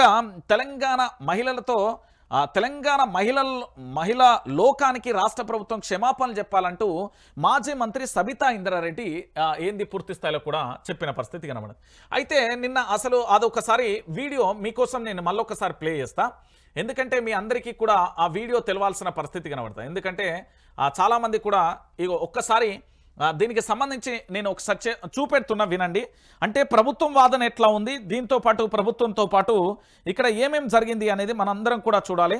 సో అసలు ఎక్కడ పంచాయతీ మొదలైంది? తెలంగాణ రాష్ట్రానికి ఎవరైతే అందమైన సుందరిమల అంటే అందాల పోటీలకు వచ్చిన విదేశీ భామల ఆ కాళ్ళను కడిగారు అంటూ పూర్తి స్థాయిలో కూడా పంచాయతీ మొదలైంది. ఈ పంచాయతీకి సంబంధించి ఎంత దూరం వెళ్ళింది, దీంతో పాటు ఎక్కడికి వచ్చింది అనేది చెప్పే ప్రయత్నం అయితే చేస్తా. దీనికంటే ముందు మనం ఒక వీడియో చూడాల్సి ఉంటుంది. ఒక వీడియో ఖచ్చితంగా చూడాలి. ఈ వీడియో చూసినాక ఈ వీడియో నేను చూపెడతాను. ఒక్కసారి ఈ వీడియో చూడుర్రి. ఫస్ట్ ఇగో ఇదైతే చూడుర్రి. ఒకసారి ఇక్కడ మీ అందరికీ కనబడుతున్నది కదా, వీళ్ళు అందగత్తెలు అంటే అందాల పోటీలకు వచ్చిన మిస్ వరల్డ్ 2025 తెలంగాణలో నిర్వహిస్తున్న ఈ కార్యక్రమానికి విదేశాల నుంచి వచ్చిన అందగత్తెలు వీళ్ళు. ఈ అందగత్తెలకు సంబంధించి రామప్ప ఆలయానికి వెళ్ళిన సందర్భంలో ఇక్కడ సుమారు 30 మంది వరకు ఉన్నారు. వాళ్ళందరూ కూడా కాళ్ళు కడుక్కుంటే ఆడంతా రొచ్చురొచ్చుగా మారుతుంది, బురదగా అవుతుంది. కాబట్టి వాళ్ళకు పూర్తి స్థాయిలో ఈ విధంగా కాళ్ళు కడుక్కోమని నీళ్ళు ఇచ్చామంటూ సీతక్క చెప్పింది. ఫస్ట్ సీతక్క ఏం స్టేట్మెంట్ ఇచ్చిందో చూద్దాం. దాని తర్వాత వీళ్ళు ఏం మాట్లాడారో ఒకసారి మీ అందరికీ చూపెట్టే ప్రయత్నం కూడా నేను చేస్తా. ఒక్కసారి అక్కేమో చెప్తాను ఇనుర్రి. ఒక్క నిమిషం అక్క, ఒక్క నిమిషం. సీతక్క చెప్పే స్టేట్మెంట్ విన్న తర్వాత ఆ వీడియో ఒకసారి మనం చూద్దాం. కడుక్కున్నాక తుడుచుకొని రా, అక్కడ ప్రభుత్వము వాళ్ళ కాళ్ళకు నీళ్ళు ఇవ్వడము, కాళ్ళు కడుక్కున్నాక తుడుచుకొని రావడం. ఎందుకంటే అదంతా టెంపుల్ ప్రెమిసెస్ కాబట్టి మరి అంత 33 మంది బయట కాళ్ళు కడుక్కుంటే నీళ్లు వరదై పారుతాయని ఎవరి ప్లేట్ వాళ్లకు, ఎవరి చెంబు వాళ్లకు, ఎవరి టవల్ వాళ్ళకి ఇవ్వడం జరిగింది. ఒక్క అమ్మాయి ఏదో ఈవెంట్ మేనేజ్మెంట్ నుంచి వచ్చిన అమ్మాయి ఆమె స్వతహాగా ఆ చెంబుతో నీళ్లు పోయడమో ఇంకోటి ఏదో చేస్తే అది ప్రభుత్వం మీద అంటగట్టడం సిగ్గనిపించట్లే మీకు? రైట్, మళ్ళొక్కసారి వినాలి మీరు, మళ్ళా వినాలి ఇది. ఎందుకంటే మీరు ఎన్నిసార్లు వింటే అంత మంచిది. కొంచెం వినండి ప్లీజ్. కాళ్ళు కడుక్కున్నాక తుడుచుకొని రావడం. ఎందుకంటే అదంతా టెంపుల్ ప్రెమిసెస్ కాబట్టి మరి అంత 33 మంది బయట కాళ్ళు కడుక్కుంటే నీళ్లు వరదై పారుతాయని ఎవరి ప్లేట్ వాళ్లకు, ఎవరి చెంబు వాళ్లకు, ఎవరి టవల్ వాళ్ళకి ఇవ్వడం జరిగింది. ఒక్క అమ్మాయి ఏదో ఈవెంట్ మేనేజ్మెంట్ నుంచి వచ్చిన అమ్మాయి ఆమె స్వతహాగా ఆ చెంబుతో నీళ్లు పోయడమో ఇంకోటి ఏదో చేస్తే అది ప్రభుత్వం మీద అంటగట్టడం సిగ్గనిపించట్లే మీకు? సో సీతక్క ఏం చెప్పింది అనేది మీరు విన్నారు. ఎందుకంటే వాళ్ళ నియోజకవర్గానికి సంబంధించి వస్తుంది కాబట్టి మీకు ఇది చూపెట్టిన. సరే, ఇది పక్కన పెడదాం. ఇప్పుడు అందగత్తెలకు సంబంధించి అన్నాం కదా, అసలు అందగత్తెలకు సంబంధించి జరిగిన ఎపిసోడ్ ఏంది? బీఆర్ఎస్ పార్టీకి సంబంధించిన మాజీ మంత్రి సబితా ఇంద్రారెడ్డితో పాటు చాలామంది సోనియా గాంధీకి ఎందుకు లేఖలు రాసిళ్ళు, ఇటు మహిళా కమిషన్కి ఎందుకు ఫిర్యాదు చేయాల్సి వచ్చింది, ఈ తరుణాన్ని కూడా ఒకసారి మనం విశ్లేషించే ప్రయత్నం చేద్దాం. రైట్, ఇది రామప్ప ఆలయానికి సంబంధించి ఈ అందాల భామలు అక్కడికి చేరుకున్న తరుణంలో ఈ అందాల భామలకు సంబంధించి రామప్ప ఆలయాన్ని సందర్శించే సమయంలో దేవుడి దగ్గరికి మనం వెళ్ళినప్పుడు మన కాళ్ళను కడుక్కొని ముందుకెళ్లే ప్రయత్నం చేస్తాం. దాంట్లో భాగంగానే అక్కడ వీళ్ళందరూ వచ్చింది కాబట్టి అందాల భామలు కాళ్ళు కడుక్కుంటే అదంతా బురద అవుతుంది. అంటే రామప్ప ఆలయానికి కనీస వసతులు లేదు అనేది క్లారిటీ. ఇంకా దీని గురించి చర్చొద్దు. రామప్ప ఆలయంలో కనీస వసతులు లేవు అంటే కేసీఆర్ గారి ప్రభుత్వంలో యునెస్కోకు గుర్తింపు తెచ్చుకొని ప్రపంచవ్యాప్తంగా కూడా మంచి గుర్తింపు తెచ్చి అద్భుతంగా కూడా ఉన్న ఆలయానికి కనీస వసతులు లేవు. ఇది క్లియర్గా అర్థం చేసుకోండి. ఇప్పుడు మనం ఏ టెంపుల్కు పోయినా అక్కడ ఏంది ట్యాప్ నల్లా ఉంటుంది, దానికి సంబంధించి వెళ్ళాల్సిన డ్రైనేజ్ వాటర్ ఎట్లా వెళ్ళాలో అట్లా ఉంటుంది. కానీ ఈరోజు వీళ్ళు వస్తున్నారు అనేది తెలంగాణ రాష్ట్రానికి సంబంధించి ఈ రాష్ట్రంలో డిఫరెంట్ కల్చర్ ఉన్నది అని చూపించే ప్రయత్నం. ఖచ్చితంగా దీని వెనుక ప్రభుత్వం వేరే ఆలోచనతో అంటే పూర్తిగా కూడా వాళ్ళని మెప్పించే ప్రయత్నం చేసింది అనేది క్లారిటీ. సో ఒకసారి వీడియోను పూర్తి స్థాయిలో కూడా మీరు అందరూ క్షుణ్ణంగా చూడుర్రి. నేను 2 సార్లు చూపెడతా, దాని తర్వాత మీ నిర్ణయం ఏందో కూడా కామెంట్ బాక్స్లో చెప్పండి. రైట్, వీడియో స్టార్ట్ చేస్తానా చూడుర్రి. సో వీళ్ళందరూ కూడా ప్రపంచవ్యాప్తంగా వివిధ దేశాల నుండి వచ్చిన అందగత్తెలు 2025 ఏదైతే ర్యాంప్ వాక్ ఉంది కదా, మిస్ వరల్డ్ 2025 కోసం వచ్చిన అందగత్తెలు అని ప్రభుత్వం, దాంతోపాటు చాలామంది చెప్తున్నారు. ఆ దృష్టిలో అందగత్తెలా కాదా అనేది సెకండరీ పక్కన పెడదాం, అదంతా పట్టించుకోవాల్సిన అవసరం లేదు. సో ఇక్కడ మీకు క్లారిటీగా కనబడుతుంది. వీళ్ళందరూ కాళ్ళు కడుక్కుంటున్నారు. ఇగో గీ టవల్కు సంబంధించి ఇగో మిస్ వరల్డ్ ఈ అందగత్తె ఆమెకి ఇస్తే ఈ అక్క ఆమె కాలు తుడిచింది. ఒకటి ఈమెనే ఇప్పుడు సీతక్క చెప్పింది కదా, ఈ అమ్మాయి మేనేజ్మెంట్ నుండి వచ్చింది, తనకు తెలియదు అంటూ కూడా సీతక్క చెప్పిన ముచ్చట. ఏది ధనసరి అనసూయ గారు చెప్పారు. ఇక మిగతా వాళ్ళ సంబంధించి వీడియో. ఇక వీళ్ళందరూ ఏం చేసిళ్ళు, మనం ఏమంటాం తాంబూలం అంటాం మన భాషలో, తాంబూలం అంటాం. తాంబూలానికి సంబంధించి చెంబులల్లా నీళ్ళు ఇచ్చిళ్ళు. ఇక చెంబులల్లా నీళ్ళు ఇస్తే మా కెమెరామ్యాన్లు ఇక వాళ్ళు కాళ్ళు కడుక్కుంటే కాళ్ళను కూడా చూపెడతారు. ఇక ఇది ఇంకో దుర్మార్గం, ఇది ఇంకో దుర్మార్గం నేను చెప్తున్నా కదా. ఇక ఇంకో అక్క వస్తుంది, గిడి ఉంటుంది, అక్క టవల్ ఇచ్చేసి రైట్ టవల్ ఇస్తుంది చూడు రే. సో టవల్ ఇచ్చింది. ఇక్కడ ఎవరి వాదన ఏంది అనేది కూడా మీకు క్లారిటీగా చెప్తా. టవల్ ఇచ్చుడు అయిపోయింది. సో టవల్ ఇచ్చిన తర్వాత కొంత వాళ్ళ కాళ్ళు వాళ్ళే దుడుచుకుంటుర్రు. ఇక్కడ వాళ్ళ కాళ్ళు వాళ్ళే దుడుచుకుంటున్నారు. మనోళ్ళు టవల్ ఇస్తే థ్యాంక్ యూ అని కూడా చెప్తున్నారు వాళ్ళ భాషలల్లో. అయ్యో రైటే. ఇక వీళ్ళందరూ కూడా కాళ్ళు దుడుచుకుంటున్నారు. అంటే అందగత్తెలకు సంబంధించి ప్రభుత్వం ఎంత అద్భుతమైన ఏర్పాట్లు చేసింది అనేది ఈ ఒక్క వీడియో చూస్తే చాలు. మా రేవంత్ అన్న ప్రభుత్వం ఎంత మంచిగా పరిపాలన చేస్తుందంటే ఈ ఒక్క వీడియో చూస్తే చాలు అనేది బీఆర్ఎస్ నేతలు అంటున్నారు, మనం కాదు. సో ఇది క్లారిటీగా వీడియో అయిపోయింది. సో ఇక్కడ ఏం జరిగింది అనేది ఇప్పుడు మనం చర్చిందాం. ఏమని చెప్పింది సీతక్క అంటే, అందగత్తెలు 2025 మిస్ వరల్డ్కు వచ్చారు. దాంట్లో భాగంగా చాలా పర్యాటక ప్రాంతాలు మన తెలంగాణలో ఉన్న నాగార్జున సాగర్ కానీ, రామప్ప కానీ, దాంతోపాటు వరంగల్ వేయి స్తంభాల గుడి, దాంతో భద్రకాళి, ఇటు చార్మినార్, రకరకాల ప్రదేశాలను, చౌమల్లా ప్యాలెస్, ఇట్లా రకరకాల ప్యాలెస్లన్నీ అన్నింటినీ కూడా చూపెట్టే ప్రయత్నం చేశారు. దేనికి చూపెడుతున్నారు అంటే, ప్రపంచవ్యాప్తంగా కూడా వీళ్ళు వచ్చిన తర్వాత ప్రపంచవ్యాప్త మీడియా కూడా ఫోకస్ పెడుతుంది. ఫోకస్ పెడితే పలానా తెలంగాణలోని హైదరాబాద్లో ఈ పర్యాటక కేంద్రం ఉంది, వరంగల్లో ఇది ఉంది, నల్గొండలో ఇది ఉంది, దానివల్ల పూర్తి స్థాయిలో అక్కడికి వెళ్ళాలనే ఇంట్రెస్ట్ వాళ్ళకి వచ్చే విధంగా ప్రభుత్వం ఇట్లా ప్రోత్సాహం చేస్తున్నదని వాళ్ళ వాదన. సరే, ఇక్కడ జరిగిన విషయం ఏంది, ఈ అందగత్తెలు పూర్తి స్థాయిలో కూడా కూర్చున్నప్పుడు కనీస వసతులు అంటే అందగత్తెలు వస్తున్నారనే తెలుసు, వీళ్ళ నీళ్ళు నేల మీద పడితే ఏదో అయిపోయినట్టు, వీళ్ళ కాళ్ళు నేల మీద పడితే ఏదో అయిపోయినట్టు మొత్తం గ్రీన్ మ్యాట్లు వేసేసిళ్ళండి. ఆల్మోస్ట్ మీరు రామప్ప పరిసర ప్రాంతాల్లోకి వెళ్తే మొత్తం గ్రీన్ మ్యాట్ వేసిళ్ళు. సో ఇక్కడ నీళ్లు పోయడం అనేది తప్పు అనేది బీఆర్ఎస్ వాదిస్తున్నది, టవళ్ళు ఇప్పించడం అనేది తప్పు అని వాదిస్తున్నది, మా మహిళలను అగౌరవపరిచిళ్ళు అంటున్నారు. ఇగో గీ అక్కనే కాళ్ళు కడిగింది, గీ అక్కనే తూడిచింది. సో దీనికి సంబంధించే ఇప్పుడు రచ్చగా మారింది. మీ అందరికీ తెలుసు, ములుగు జిల్లాకు సంబంధించి రామప్ప పరిసర ప్రాంతంలో మొత్తం కూడా అటవీ ప్రాంతానికి సంబంధించి ఉంటుంది. చాలా విశాలంగా చాలా అద్భుతంగా ఉంటుంది వాతావరణం.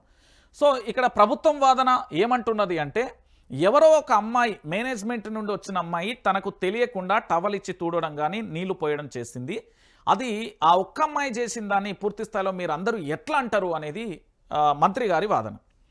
ఇక్కడ బీఆర్ఎస్ వాదన ఏంది, మా ఆడబిడ్డలను అగౌరవపరిచారు, నీళ్లు పోయించారు, కాళ్ళ మీద తుడిపించారు అనేది బీఆర్ఎస్ వాదన. ఎవరి వాదన వాళ్ళకే ఉంది క్లారిటీగా. ఇంకొక వాదన కూడా యాడ్ చేసింది బీఆర్ఎస్కు సంబంధించి. ఏమని అంటే, పూర్తి స్థాయిలో కూడా చెప్పులు వేసుకొని బతుకమ్మ ఎట్లా ఆడనిస్తారు, చెప్పులు వేసుకొని బతుకమ్మను మీరు ఎట్లా ఆడనిస్తారు అనేది వాదన. ఇక దీంట్లో భాగంగా ఇక్కడ రాణి రుద్రమాదేవి సమ్మక్క సారలమ్మ అస్తిత్వాన్ని దెబ్బతీసింది ప్రభుత్వం వెంటనే కూడా క్షమాపణ చెప్పాలంటూ వీళ్ళందరూ ఏం చేసిల్లంటే మహిళా కమిషన్కు వినతి ఇచ్చిన పరిస్థితి కనబడుతుంది. ఇక్కడ కనబడుతుంది కదా, ఇదంతా మహిళా కమిషన్కు సంబంధించి గొంగిడి సునీతకు సంబంధించిన ఆధ్వర్యంలో పూర్తి స్థాయిలో కూడా కార్పొరేటర్లు అందరూ కలిసి వినతి పత్రం ఇచ్చిర్రండి. సో ఇక్కడ వీళ్ళందరూ వినతి పత్రం ఇచ్చిన పరిస్థితి. దాంతోపాటుగా మాజీ మంత్రి సబితా ఇంద్రారెడ్డి, దాంతోపాటు సత్యవతి రాథోడ్, సునీత, కోవా లక్ష్మికి సంబంధించి వీళ్ళు సోనియా గాంధీకి లేఖ రాశారు. సో ఇది పరిస్థితి అండి.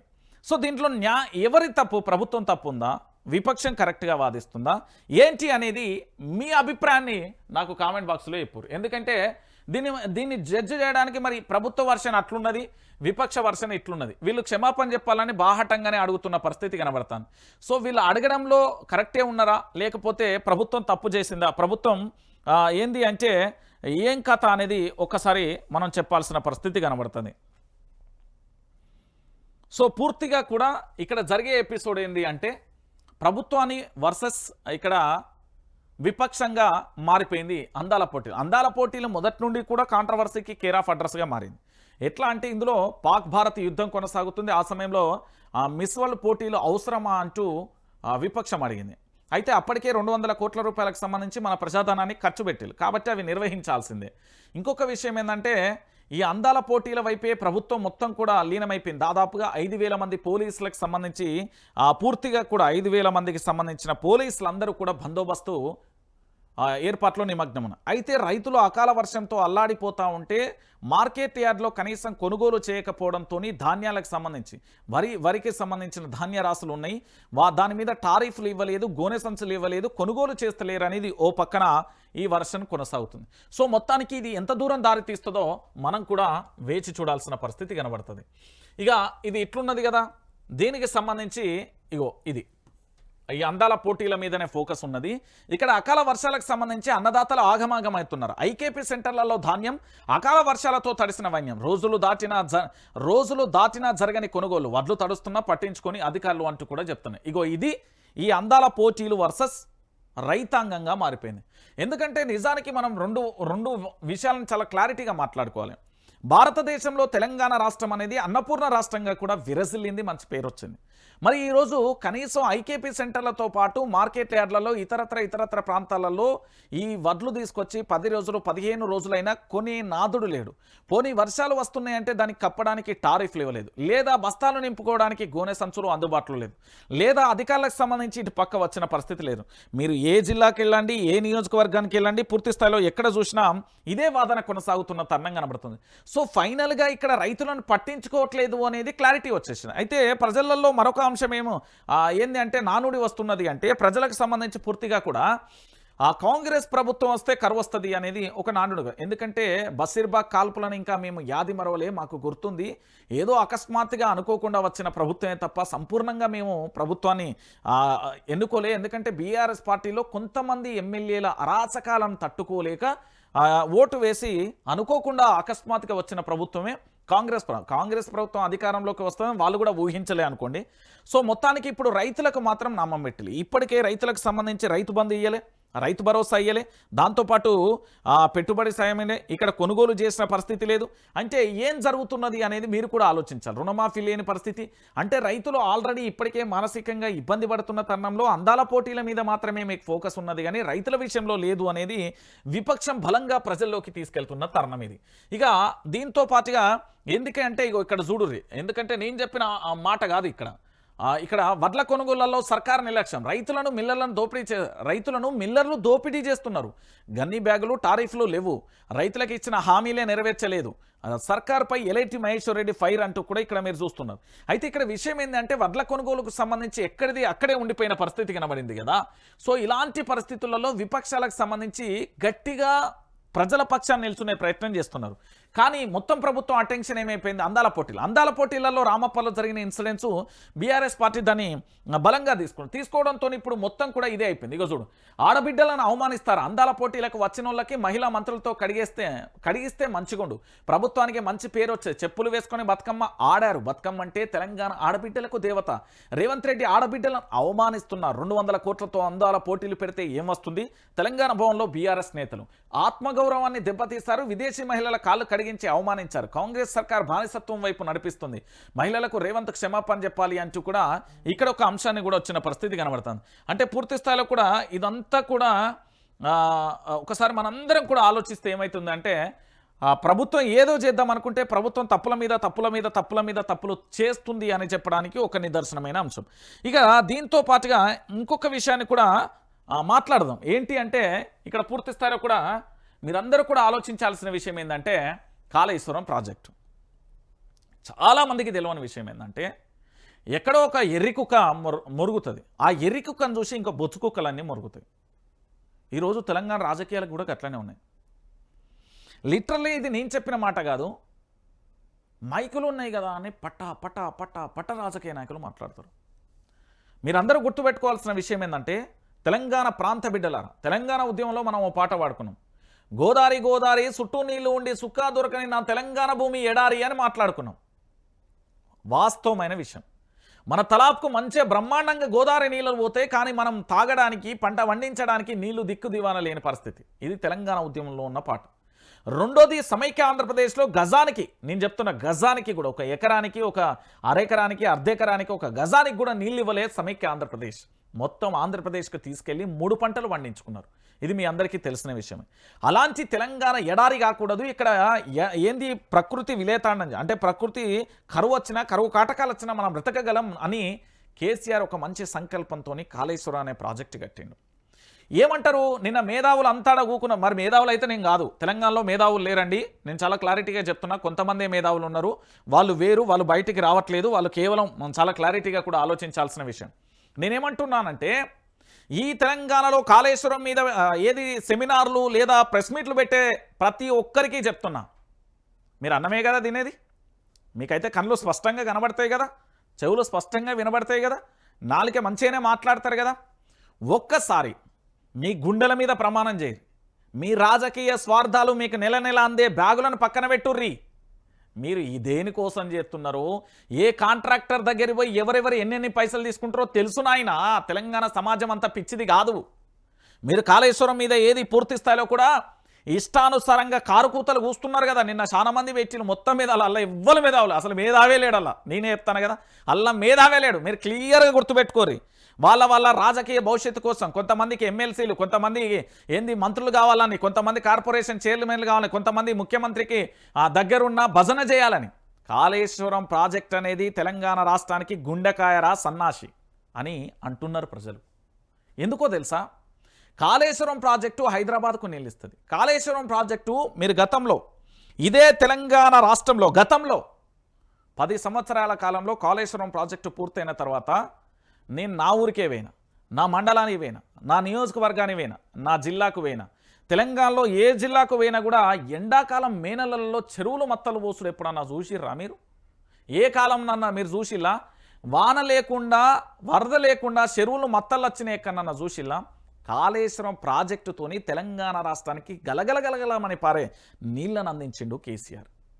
కాళేశ్వరం ప్రాజెక్ట్ అనేది 1,00,000 కోట్లయింది, 1,00,000 కోట్ల అవినీతి జరిగింది.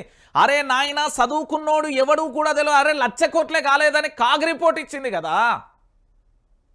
ఎందుకు అబద్ధాలను ప్రచారం చేస్తూ తెలంగాణ ప్రాంత ప్రజలను పూర్తి స్థాయిలో కూడా ఇబ్బంది పెట్టాలనుకుంటున్నారు? వాళ్ళని ఎందుకు తప్పుదో పట్టిస్తున్నారు? కాళేశ్వరం ప్రాజెక్టు 1,00,000 కోట్లయిందని నిరూపిస్తారా? నిరూపించకపోతే రాజకీయ పదవులకు రాజీనామా చేయరు. ఏదో రౌండ్ టేబుల్ సమావేశం ఉంది, నేను పెద్ద తోపును, అది ఇది, నీ మేధావిని అంటే నీకు నువ్వు మేధావి కావచ్చు. తెలంగాణ ప్రాంత బిడ్డలు ఎవరు మిమ్మల్ని విశ్వసిస్తలేరు. కాళేశ్వరం ప్రాజెక్టుకు 1,00,000 కోట్లు కాలేదని కాగ్ నివేదిక ఇతరత్ర రిపోర్ట్లే చాలా స్పష్టంగా చెప్పినాయి కదా. ఈరోజు కాళేశ్వరం మీద సవితి కళ్ళు మీకెందుకు? వెనకట 2-3 సామెతలు ఉంటుంది. ఇక అవన్నీ చెప్తే మళ్ళీ ఇబ్బంది అవుతుంది మీకే. నేను చెప్తున్నా కదా, మీరు మేధావులు కాదు, ఫస్ట్ గుర్తుపెట్టుకోర్రి. మీరు పదవుల కోసం చిల్లర వేషాలు వేసే వేషగాళ్ళు మీరు. నేను చెప్తున్నా, ఈరోజు చాలామంది కాళేశ్వరం ప్రాజెక్టు మీద అనేక రకాలుగా కూడా వీళ్ళు ఇష్టానుసారంగా చెప్తున్నారు. కాళేశ్వరం ప్రాజెక్టులో ఎన్ని కాలువలు ఉన్నాయి, ఎన్ని కెనాలు ఉన్నాయి, ఎన్నెన్ని ఉన్నాయి మీ అందరికీ తెలవాలి. ఈరోజు అన్నారం కానీ, సిందిల్లె కానీ, మేడిగడ్డ కానీ, మల్లన్న సాగర్ కానీ, ఇట్లా రిజర్వాయర్లు కానీ, కాలువలు కానీ ఎంత అద్భుతంగా ఉంది తెలంగాణ. నిజంగా చెప్పు, నువ్వు కాళేశ్వరానికి సంబంధించిన సెమినార్ పెట్టిన ఒక్కొక్క వ్యక్తిని నేను అడుగుతున్నా. మీరు మేధావులు కాదు, ఇది గుర్తుపెట్టుకోరు. తెలంగాణ మేధావి అనేటోడు లేడు, ఉన్నా కొంతమంది ఉన్నారు, వాళ్ళు బయటికి రారు. వాళ్ళు ఈ తెలంగాణ రాష్ట్రాన్ని చాలా నిశ్శబ్దంగా చాలా క్లారిటీగా కూడా వాళ్ళందరూ కూడా చూస్తున్నారు. మీరేదో మీ రాజకీయ స్వార్థాల కోసం రేవంత్ రెడ్డి గారి మెప్పు కోసం మాత్రమే పనిచేస్తున్నారు. రేవంత్ రెడ్డి కూడా ఈ చిల్లర బ్యాచ్ని పక్కన పెట్టిండు అనేది నాకున్న అబ్జెక్ట్. రేవంత్ రెడ్డిలో కూడా మార్పు వచ్చింది. పాపం ఆయన బాధ ఆయనకున్నది. అందుకే పాపం రేవంత్ రెడ్డి విషయంలో మనం ఎక్కువ తక్కువ మారినాం. పాపం ముఖ్యమంత్రి అయిన తర్వాత ఆయన కష్టాలు ఆయనకే ఉన్నాయి. ప్రభుత్వాన్ని నడపాలి, జీతాలు ఇవ్వాలి, సంక్షేమ పథకాలు ఇస్తలేరు, మంత్రులు మాట్లాడతలేరు, ఎమ్మెల్యేలు మాట్లాడతలేరు. ఎన్ని బాధలు, ఎన్ని కష్టాలు, ఎన్ని కన్నీళ్ళు ఉన్నాయో మీకు తెలుసా? ఇవన్నీ జరుగుతున్న విషయాలన్నా ఇక ఏంది రేవంత్ రెడ్డికి మంత్రి భ్రమించింది. పూటకో మాట మాట్లాడుతున్నాడు. కాళేశ్వరం కూలిపోలేదు, ఎస్ఎల్బీనే పూర్తిగాక ముందుకే కుప్పగూలింది. మృతదేహాలు కూడా తీయని దద్దమ్మ ప్రభుత్వం. ఇరిగేషన్లో ఉద్యోగాలు ఇచ్చినట్లు నిరూపిస్తా. రేవంత్ రెడ్డి రాజీనామా చేస్తారా? వైఫల్యాలను కప్పిపుచ్చుకునేందుకు బీఆర్ఎస్పై ఆరోపణలు. హరీష్ రావు ఏమని చెప్పిండు? చాలా క్లారిటీగా చెప్పిండు కదా. కాళేశ్వరం అభివృద్ధికి కృషి, తొలిసారిగా టెంట్ సిటీ ఏర్పాటు, త్వరలో గోదావరి కృష్ణా పుష్కరాలు, సరస్వతి పుష్కరాలలో సీఎం రేవంత్ రెడ్డి పుష్కర స్నానమాచరించిన ముఖ్యమంత్రి. మే 26న జరగనున్న ఈ మహాకత్రువు అంటూ కాళేశ్వరం అభివృద్ధికి కృషి చేస్తా అని చెప్పిండు. కాళేశ్వరానికి సంబంధించి పూర్తి స్థాయిలో కూడా నిన్న ఆ సమాజం అంతా కూకున్నది. ఉండాలి, పక్కా ఉండాలి. వీళ్ళు ఉంటారు కాళేశ్వరం ప్రాజెక్టు మీద ఏంది పూర్తిగా కూడా వీళ్ళు లేదనుకో. కాళేశ్వరానికి సంబంధించి మొత్తం ఆడ మాట్లాడుతున్నారు. అన్న నేను చాలా క్లారిటీగా చెప్తున్నా, వైఆర్టీవీ చూసే ప్రతి వ్యూవర్కి కూడా ఈ తెలంగాణ ప్రాంత బిడ్డలందరికీ చెప్తున్నా, 1,00,000 కోట్ల రూపాయలు కాళేశ్వరానికి ఖర్చు కాలే, గుర్తుపెట్టుకోండి. రెండో విషయం ఏంటంటే 1,00,000 కోట్ల అవినీతి జరగలే. మరి 1,00,000 కోట్ల అవినీతి జరిగితే అక్కడ సిమెంట్ ఎట్లా వచ్చింది, పిల్లర్ ఎట్లా వచ్చింది, ప్రాజెక్టులు వచ్చింది, ఎట్లా కడతారు నాకు అర్థం కాదు. వీళ్ళు 1,00,000 కోట్లు ప్రాజెక్టుకి అయినాయి అన్నారు, 1,00,000 కోట్ల అవినీతి జరిగిందా అంటే ఎంత దొంగ ముచ్చట్లో ఆలోచించారు అన్న. ఇప్పుడు మీరు నాకు 1,00,000 రూపాయలు ఇచ్చిల్లన్న, నాకు ఇచ్చిర్రు. ఆ 1,00,000 కోట్లు, 1,00,000 రూపాయలు నేనే తిన్నాను అనుకో, నీకు ప్రాజెక్ట్ ఏ నుండి వస్తుంది? సింపుల్ లాజిక్ అన్న. 1,00,000 కోట్లు కాళేశ్వరం ప్రాజెక్ట్ అన్నారు, 1,00,000 కోట్లు మొత్తం స్కామ్ అంటారు మళ్ళీ. అంటే ఎంత అబద్ధం అనేది మీరు చాలా క్లారిటీగా ఆలోచించుకోండి. ఐ రిక్వెస్ట్ యూ, ఈ దొంగల మాటలు మీరు నమ్మకూరి. మేము చెప్తున్న కాళేశ్వరం అనేది తెలంగాణ రాష్ట్రానికి అద్భుతం. మీకు కళ్ళున్నాయి కదా, చలో పోదాంపా, మేడిగడ్డ పోదామా, అన్నారం పోదా, సుందీలం పోదామా, మల్లన్న సాగర్ పోదామా, కాళేశ్వరం ప్రాజెక్టు దగ్గరికి పోదామా, పోయి నిలబడదాం. మొత్తం నిలబడి కళ్ళతో చూపెడితే ఇట్లా మొత్తం ఇట్లా తిరిగి ప్రదక్షిణలు చేసుకోరు. అయ్యా మా తప్పైంది తెలంగాణ ప్రాంత బిడ్డలారా, మళ్ళొక్కసారి ఇట్లా మాట్లాడమని మీరు చెంపలేసుకునే పరిస్థితి నేను తీసుకొస్తాను. కాళేశ్వరం అనేది తెలంగాణ రాష్ట్రానికి అద్భుతమైన వరప్రదాయిని. ఆ ప్రాజెక్టు తెలంగాణ ప్రాంత ప్రజలకు, ఇక్కడి రైతాంగానికి సాగు తాగునీరు అందించే ప్రాజెక్టు. ఏ వెధవ మాటలు నమ్మకండి, నేను చెప్తున్నా కదా. ఎస్ చెప్తా, 1,00,000 కోట్ల రూపాయలు కాదురా, 1,00,000 కోట్ల లోపే అయింది. 95,000 కోట్లు ఏమైనా, 1,00,000 కోట్లు కాలేదానికి. 1,00,000 కోట్ల అవినీతి, 1,00,000 కోట్ల అవినీతి. నాలుకకి ఈజీగా పదం దొర్లుతుందని అంటున్నారా? 1,00,000 కోట్ల అవినీతి జరిగిందని ఏ పేపర్ మీద చూపెడతారు? ఇప్పుడు ఆర్టీఐ కమిషనర్లు అయితే మీ వాళ్ళే కదా, చలో ఆర్టీఐ వేద్దాం, 1,00,000 కోట్లు అయిందని నిరూపించమని. ఇక మైకు దొరికితే ఇక మా వాళ్ళ ఉపదంపుడు ఉపన్యాసాలు. ఇక అట్లా రేవంత్ రెడ్డి కాళేశ్వరం ప్రాజెక్ట్ ఇట్లా చేసిలు, కేసీఆర్ 1,00,000 కోట్లు. ఏంది ఇది మైకు దొరికిందని? మీ వయస్సు అయిపోయింది, మీరు వృద్ధులు, ఇండ్లల్లో కూసోరి. మీ మీ మీ అబద్ధాలు చెప్పి తెలంగాణ ప్రాంతాన్ని డైవర్ట్ చేయకూర్రి.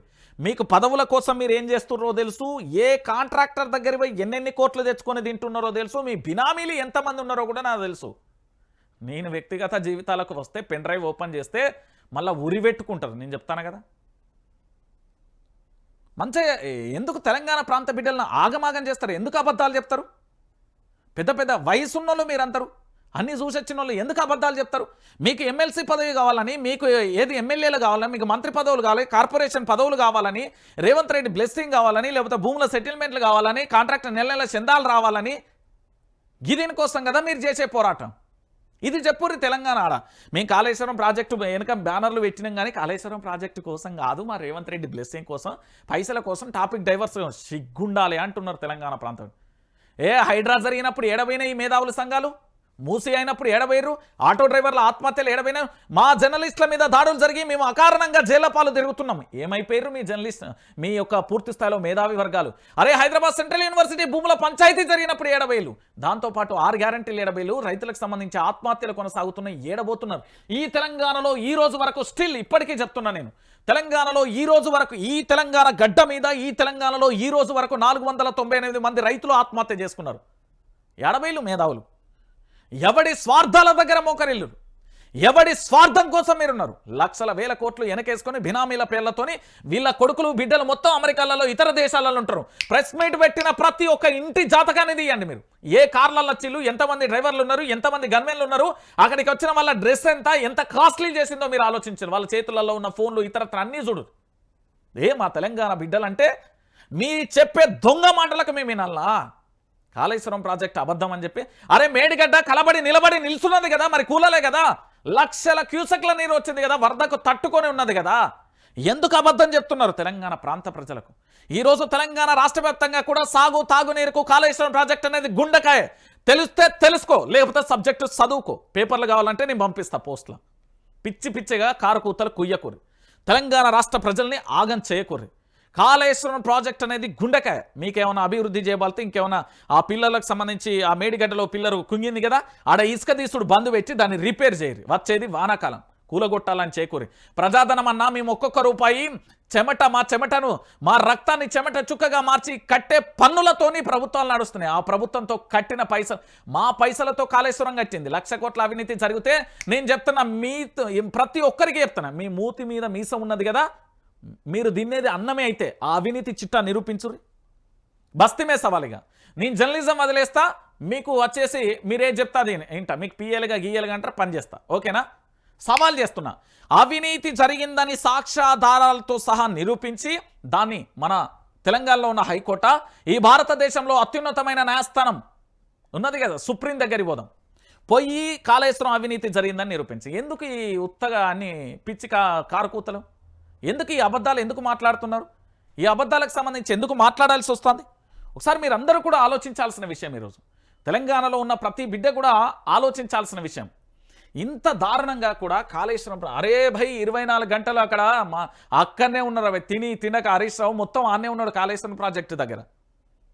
ఎందుకు ఇట్లా ఆగం చేస్తాం? తెలంగాణ ప్రాంత ప్రజలారా, ఇది ఆవేదన కాదు, ఆక్రోశం కాదు, బాధ. ఈ మేధావులు అని చెప్పి తిరుగుతున్నారు కదా, అందరూ సంచులలో జోలలు బట్టిల్లు ప్రభుత్వం దగ్గర. రేవంత్ రెడ్డి నాకు 1 కోటి రూపాయలు, రేవంత్ రెడ్డి నాకు 2 కోట్లు. ఒక లీడర్ ఉంటాడండి, ఒక కాంట్రాక్టర్ దగ్గర పోయి ఆ బ్యాగ్ తీసుకొచ్చి ఇచ్చినందుకు ఒక వ్యక్తికి 2 కోట్లు, సుమారు 3 కోట్లు, 2 కోట్లు అనుకుంటా, బహుశా ఎంతో మొత్తానికి కోట్లలోనే ఉన్నది. 5,000 ఇస్తే ఆడు ఇట్లా చూసి, వీనికి కకృతి పాడగానే, పుక్యానికి వచ్చిన పైసలే కదా, ఈ 5,000 ఇచ్చింది, ఇస్తే 1,00,000 రూపాయలు ఇస్తే నేనన్నా బాగుపడతా. కానీ ఆయన తిట్టుకుంటూ పోయిండండి. వాస్తవమైన విషయం. నేనేమంటున్నానంటే, అబద్ధాలు చెప్పి బంద్ చేయరు. అబద్ధాలు చెప్పి బంద్ చేయరు. అరే కాళేశ్వరం ప్రాజెక్టు 1,00,000 కోట్లు కాలే అన్నా, మరి 1,00,000 కోట్ల అవినీతి అయితే ప్రాజెక్ట్ ఎట్లా వచ్చింది?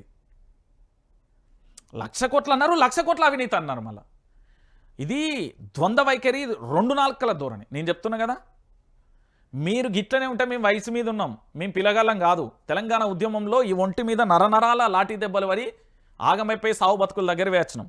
ఆ తర్వాత చదువుకున్న వాళ్ళం, పీజీలు చేసిన వాళ్ళం మేమేం కాదు. ఓకేనా? మేమేం చదువుకుండా రాలే.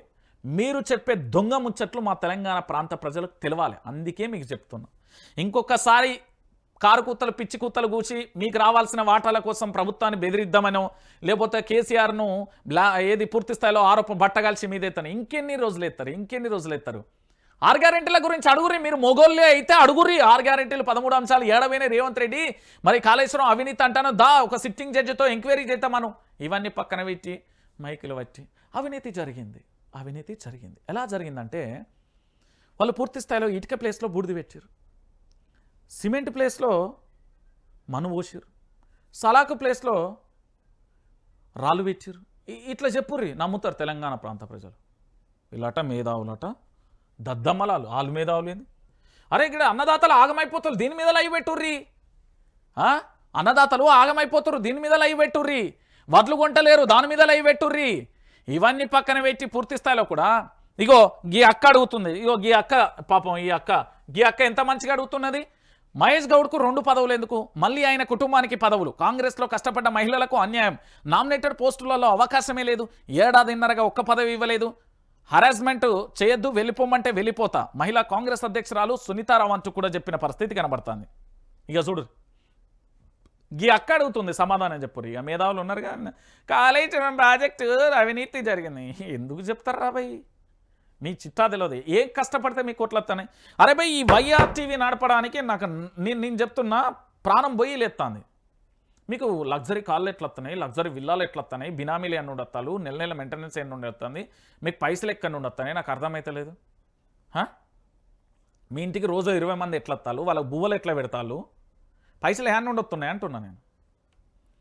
అంటే అవే దొంగల వాళ్ళందరూ. ఇగో అక్క అడుగుతుంది పాపం, అక్క ఆవేదన. కాంగ్రెస్ పార్టీలో ఎవడి పాలైందిరో తెలంగాణ, ఎవడేలుతున్నాడు రో తెలంగాణ అని మా ఏపూరి సోమన్న ఉంటాడు పాపం. మొదటి నుండి రేవంత్ రెడ్డిని నమ్ముకున్నాడు.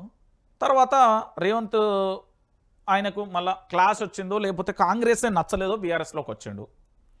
బీఆర్ఎస్లో కూడా ఉన్నాడు, ప్రభుత్వం రావాలని చాలా కష్టపడ్డాడు. సరే, ఆయనకి ఎక్కడ క్లాస్ వచ్చిందో మళ్ళీ కాంగ్రెస్కి వెళ్ళిండు.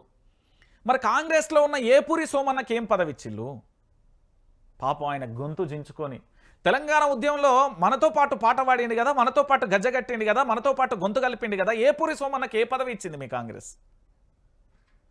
మీ కాంగ్రెస్ పార్టీ ఏపూరి సోమన్నని ఎట్లా గౌరవించింది అంటున్నా. మీరు ఉద్యమకారులకు 250 చదరపడుగుల గజాల స్థలాన్ని ఇస్తా అన్నారు కదా, అది పక్కన పెట్టు. మీ ఉద్యమకారులను ఏ మేరకు కాంగ్రెస్ పార్టీ గౌరవించింది? మీ పార్టీలో మీ పార్టీలో చాలామంది ఉంటారు. మీ పార్టీలో సామా రామ్మోహన్ రెడ్డి ఉన్నాడు పాపం. ఆయన కాంగ్రెస్ పార్టీ మొదటి నుండి అన్ని ఛానళ్ళలో డిబేట్లు పెడుతూ పాపం ఆయన అరుస్తూ పూర్తి స్థాయిలో ప్రభుత్వం అధికారంలోకి రావడానికి పాపం ఆయన కష్టపడ్డాడుగా. ఆయనకి ఏం గౌరవం దక్కించారు మీ పార్టీలో? మీ పార్టీ అధికారంలోకి రావడానికి సునీతారావు మస్తు కష్టపడ్డారు, మరి ఏం చేసిళ్ళు? కాంగ్రెస్ పార్టీలో చాలామంది కష్టపడ్డారు. దాంతోపాటు దరువెల్లన్న ఉస్మానియా యూనివర్సిటీని రణం చేసినప్పుడు పాటలు పాడింది కదా, మీ పార్టీలో ఉన్నాడు. మరి ఏం అవకాశం కల్పించరు ఉద్యమకారులుగా? ఆ బిడ్డలకు ఏం అవకాశం కల్పించరు? ఏపూరి సోమన్న కేసీఆర్ ప్రభుత్వం మీద మొట్టమొదటి పాట పాడి అదే పాటను కోదండరాం దానికి ఏంది వెహికల్ పాదయాత్రకు పాట, ఆ పాటతోనే ఆ యాత్ర నడుస్తుంది. సామా రామ్మోహన్ రెడ్డి ఏమో పాపం టీవీలో ముంగట ఆయన పూర్తి స్థాయిలో కూడా గొంతు పోంగ పాపం ప్రభుత్వం అధికారంలో. వీళ్ళు మహిళలేమో పూర్తి స్థాయిలో ప్రతి సమస్య కాడ పోయి వాళ్ళ సొంత పైసలు పెట్టుకొని ఇలా సునీతారావు లాంటి వాళ్ళు చాలామంది పోరాటం చేస్తే కాంగ్రెస్ పార్టీలో ఏం పదవులు ఇస్తారు వీళ్ళు? మీరు ఏం గౌరవించారు? పాపం దర్వెల్లన్నకి ఏమి ఇచ్చిర్రు? దర్వెల్లన్నకి ఏమి ఇచ్చిళ్ళు? ఏపూరి సోమన్నకి ఇచ్చిళ్ళు? మీరు కళాకారులను ఎట్లా గౌరవిస్తున్నారు? మా గద్దర్కు సంబంధించి మా అన్న సూర్యమన్నకు ఏమిచ్చిళ్ళు? మా సూర్యమన్న ఏం చేసి వారసత్వంలో ఇద్దరికీ ఏమన్నా అద్దంటన్నా? గీడ 2 పదవులు ఇస్తాను ఇక్కడ ఉద్యమకారులు కళ్ళ ముంగుంటున్నారు కదా, వాళ్ళకి ఎందుకు ఇస్తలేవు అని అడుగుతున్నది ఈ అక్క. ఈ అక్క ఏమంటుంది తెలుసా? ఇగో ఇనుర్రి అక్క ఏమంటుంది? హరాస్మెంట్ చేయొద్దు, వెళ్ళిపోమంటే వెళ్ళిపోతా. ఇగో కాంగ్రెస్ పార్టీలో ఇగో ఇదొక మానసిక వేధింపు. చూడుర్రి అన్నా, నేను ఏమంటున్నానంటే నేను చెప్పిన మాట కదన్నా, ఇది తెలంగాణ ప్రాంతంలో ప్రతి బిడ్డకు తెలుసు కదా, తెలంగాణ రాష్ట్ర వ్యాప్తంగా ప్రతి ఒక్కరికి తెలుసు కదా. మరి ఏమైపోయిండు మా ఏపూరి సోమన్న? ఏడున్నాడు పాపం, కళా గంజి దాగి బతుకుతుండే ఏపూరి సోమన్న. దర్వెల్లన్న ఏడున్నాడు? చీకటి అయిపోతుంది జీవితాల వల్లే. సామా రామ్మోహన్ రెడ్డి ఏడున్నాడు? పాపం ఆయన పొద్దుగాల లేస్తే ఆయన ఫేస్బుక్ ట్విట్టరు బీఆర్ఎస్ని తిడతాడు, లేకపోతే బీజేపీ వాళ్ళని తిడతాడు, ప్రెస్ మీట్లు పెడతారు. ఏం పదవులు ఇచ్చిళ్ళు మీరు? ఈ సునీతారావు ఉన్నది, ఈ అక్కకి ఏం పదవి ఇచ్చిరు చెప్పురు? మీ పార్టీ కోసం కష్టపడ్డలకు ఏమి ఇచ్చిరు? మీ మొత్తుకోంగా ఎమ్మెల్సీ అద్దంకి దయాకర్కి ఇత్తిరి. మరి మంత్రి పదవి ఇచ్చిల్లా? ఆయన చేతిలో విద్యాశాఖ పెట్టు, బరాబరి పెట్టు. పాపం కాంగ్రెస్లో కష్టపడ్డోళ్ళు ఆగమైపోతారు. నువ్వు నీ పార్టీకి న్యాయం చేయవు, ప్రజలకు న్యాయం చేయవు, అధికారంలోకి రావు. ఏంది మేధావులు అని పేరు చెప్పేటోళ్ళ వాళ్ళకి ఎందుకు బలైపోతుంది ఈ ప్రభుత్వం? రేవంత్ అన్న, నేను మంచిగా చెప్తాను. నువ్వు నీ చుట్టూ ఉండే భజన మ్యాచ్ని పక్కన పెట్టుకో, నువ్వు అప్పుడే బాగుపడతావు. నేను చెప్తున్నా కదా, ఇగో ఇటువంటి షాన్ అవుతుంది. నేను చెప్తున్నా కదా, ఇటువంటి షాన్ అవుతుంది. ఇక నేను వార్తలు చూస్తుండగా మరొక అంశం బయటకు వచ్చిందన్న. ఇది మీకు తెలవాల్సిన పరిస్థితి కనబడుతుంది. ఏంది అంటే ఇగో ఇది ఆర్ ట్యాక్స్ తెలుసా? ఇది ఈ దేశ ప్రధాని నరేంద్ర మోడీ గారు తెలంగాణలో RRR ట్యాక్స్ నడుస్తుంది, ఇక్కడ ఆర్ ట్యాక్స్ నడుస్తుందని బహిరంగంగా సభావేదిక మీద మాట్లాడిండు ప్రధాని నరేంద్ర మోడీ గారు. మీ అందరికీ గుర్తుందో లేదో, ప్రధాని నరేంద్ర మోడీ గారు మాట్లాడిన మాట అది. ప్రధాని నరేంద్ర మోడీ గారు ఏమన్నారంటే, ఆర్ ట్యాక్స్ పెరుగు, కన్స్ట్రక్షన్ కంపెనీలు కప్పం కట్టాల్సిందే. ఏమని? రాహుల్కు తెలంగాణ బిల్డర్ల ఫిర్యాదు. 3 కేటగిరీలుగా రియల్ ఎస్టేట్ విభజన, చదరపు అడుగు లెక్కన ట్యాక్స్ ఖరారు, కట్టకపోతే హైడ్రా వస్తుందంటూ హెచ్చరికలు. నిన్న నాకు ఒక పెద్ద మనిషి ఫోన్ చేసిండు. ఆయన ఇంకా నా ఫోన్ అంటే మా అన్న రేవంత్ అని వింటాను, నేనంటే చాలా ఇష్టం కాబట్టి ప్రతిదీ వింటాడు, నన్ను బాగా చూసుకుంటాడు, ఎందుకంటే కేసులు పెడతాడు, ఇబ్బంది పెడతాడు. కానీ కాలం ప్రతిదానికి సమాధానం చెప్తుంది అన్న. నువ్వు మంచోడివే కావచ్చు, నీ చుట్టూ ఉండే భజన బ్యాచ్ కావచ్చు, చెప్పుడు మాటలు వింటే ఏమైతేవో మనం గతంలో చాలామంది చూసినాం. ఈరోజు తెలంగాణలో జరుగుతున్నది, నువ్వు అధికారంలో 5 ఏళ్ళు ఉండాలని కోరుకునేది నేనే, కొట్లాడేది నేనే. నేను మళ్ళీ చెప్తాను, నువ్వు 5 నీ కట్టమత్తే నేనే ముందు ఉంటాం. మళ్ళీ 5 ఏళ్ళు నువ్వు ఖచ్చితంగా అధికారంలో ఉండాలి. కష్టపడ్డావు, చిన్న వయసులో సీఎం అయినావు, బాగా చేస్తావని నీ మీద చాలా ఆశలు ఉన్నాయి, ఆశలు నీరు గారిపోయినాయి. అయినప్పటికీ నువ్వు 5 ఏళ్ళు ఉండాలి. మేము ప్రజలు తెలవాలి కదా ఎవరు ఏంది అనేది. సో అయితే బహుశా రాజేంద్ర నగర్కు సంబంధించి అనుకుంటా, అదేంది పటాన్ చెరువు నియోజకవర్గానికి సంబంధించిన కాంట్రాక్టర్ నాకు మిత్రుడు ఫోన్ చేసి, అన్న ఏడున్నవే అంటే గిల్లే ఆఫీస్లో ఉన్నా అన్న. ఏందన్నా ఈ అరాచకం, నేను బిల్డర్ను, ఇవాళ కాదు ఎన్టీఆర్ ప్రభుత్వం నుండి నా కుటుంబం చేసేది బిల్డర్ పని. ఇవాళ ప్రతిదానికి పైసలు కట్టాలంటే తేవాలన్నా ఏడదేవాలన్నా, మేమేమన్నా దోపిడీ చేస్తున్నామా, కబ్జాలు చేస్తున్నామా? ఏదన్నా కట్టపోతే ఇగో హైడ్రా వస్తుంది, ఏంది సంగతి, హైడ్రాకి ఫిర్యాదు చేయాలనా అంటుండు. అరే అన్ని కరెక్టే ఉన్నాయి, హైడ్రా ఎందుకు వస్తుందంటే గదంతా కుదరదు బై, ఇస్తావా లేదా అంటున్నారట. మస్తు బాధ అనిపించింది నాకు. అనిరుద్ధ రెడ్డి అన్న ఉంటాడు కాంగ్రెస్లో, మా కాంగ్రెస్ అనిరుద్ధ రెడ్డి అన్న, పాపం అన్న కూడా గదే పంచాయతీ. చాలా వరకు భూములకు అన్యాయం జరుగుతుంది, మాది పట్టించుకుంటలేడు, నేను ఫోన్ చేస్తే కూడా రంగనాథ్ గారు ఫోన్ ఎత్తుతలేడు అంటుండు. చాలా వరకు ఇదే జరుగుతున్నది. మా మిత్రుడు ఎంఐఎం పార్టీకి సంబంధించిన అక్బరుద్దీన్ అసదుద్దీన్ ఓవైసీ కాలేజీలు అయిపోయినాయి. ముఖ్యమంత్రి గారికి సంబంధించి దుర్గం చెరువి పక్కన అయిపోయినాయి.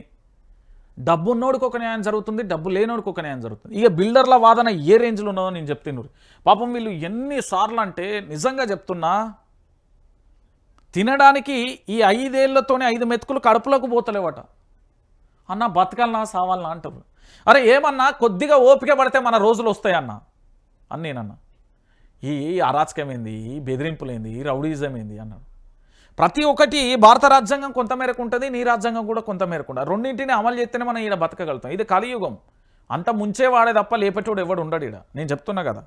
ఇక చూద్దాం. ఇగో ఆ ట్యాక్స్ పెరుగు, ఇక్కడ కన్స్ట్రక్షన్ కంపెనీలకు కప్పం కట్టాల్సిందే. ఏందట, ఇంతవరకు రాజకీయ పక్షాల ఆరోపణలలో తరచూ వినిపిస్తున్న ఆర్ ట్యాక్స్ గురించి ఇప్పుడు వివిధ వర్గాలు ఆందోళన చెందుతున్న పరిస్థితులు కనిపిస్తున్నాయి. రాష్ట్రంలో ముఖ్యనేత బంధువర్గం అనధికారికంగా సుంకం వసూలు చేస్తుందంటూ కొందరు బిల్డర్లు రాహుల్ గాంధీకి ఫిర్యాదు చేశారు. ఎస్ఎఫ్టీల లెక్కల రేట్లు ఫిక్స్ చేసి మరీ వసూలు చేస్తున్నారని, కట్టకపోతే హైడ్రా వస్తుందని బెదిరిస్తున్నారని బిల్డర్లు వాపోయారు. మొన్న వీళ్ళు ప్రెస్ మీట్ పెట్టినప్పుడు కూడా వీళ్ళు ఇదే చెప్పిళ్ళు, బిల్డర్లు అదే చెప్తున్నారు.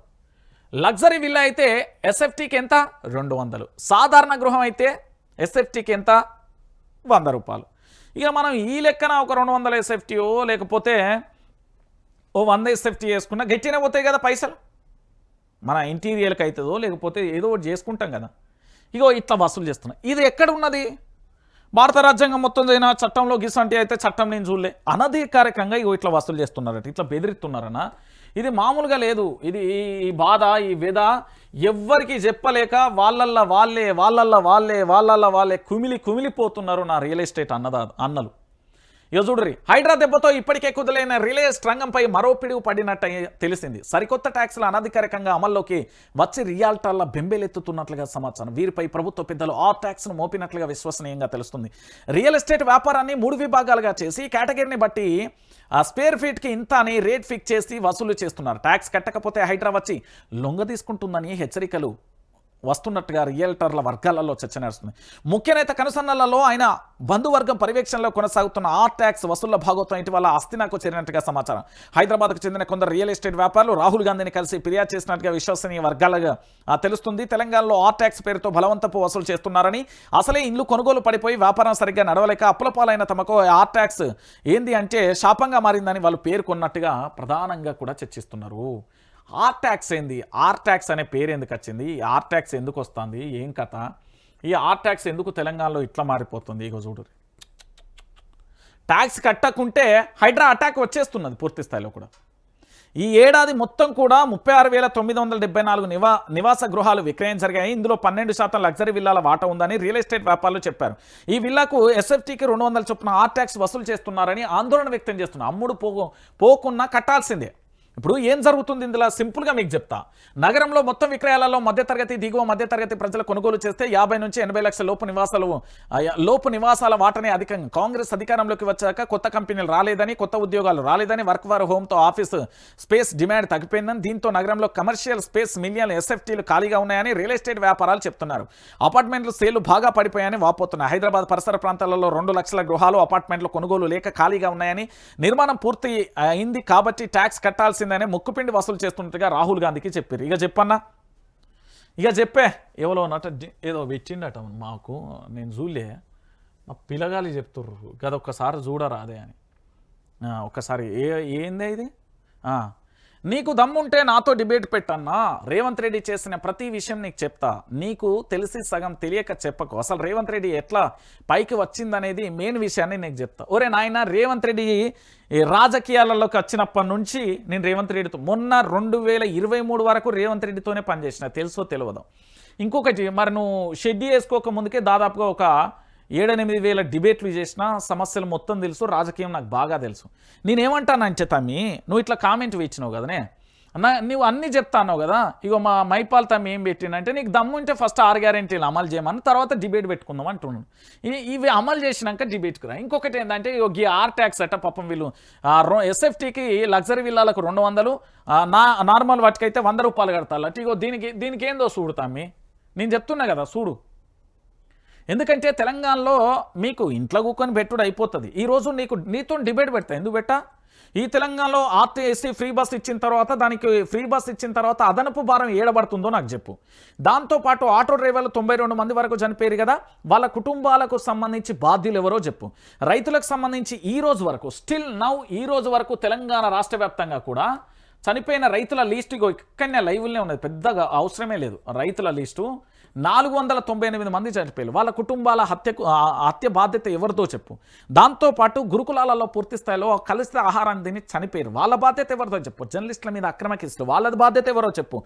పార్టీ కోసం, కాంగ్రెస్ పార్టీ కోసం అధికారంలోకి రావడానికి మా జీవితాలను, మా ప్రాణాలను పణంగా పెట్టి తీసుకొచ్చినాం, దాని బాధ్యత ఏందో చెప్పు. దాంతోపాటుగా పార్టీ కోసం కష్టపడ్డ మన కాంగ్రెస్ పార్టీ కార్యకర్తలు ఈరోజు పాపం ఏపూరి సోమన్న లాంటోళ్ళు, దరువు ఎల్లన్న లాంటోళ్ళు, సునీతారావు లాంటోళ్ళు, సామా రామ్మోహన్ రెడ్డి లాంటోళ్ళు, వీళ్ళందరికీ ఏ మేరకు న్యాయం చేసి ఈరోజు చెప్పు. దాంతోపాటు రైతులకు రైతు బంధు ఇస్తా అన్నాను, ఏడవైనా చెప్పు. 6 గ్యారెంటీలు, 13 అంశాలు, 420. హైడ్రాతోని పేదల జీవితాల నాగం చేస్తే నిండు గర్భిణి అయ్యో నా సమాన్ తీసుకుంటా అంటే కూడా టైం ఇవ్వకుండా గుల్చేసినావు కదా, వాళ్ళకి ఏం న్యాయం చెప్తావు చెప్పు.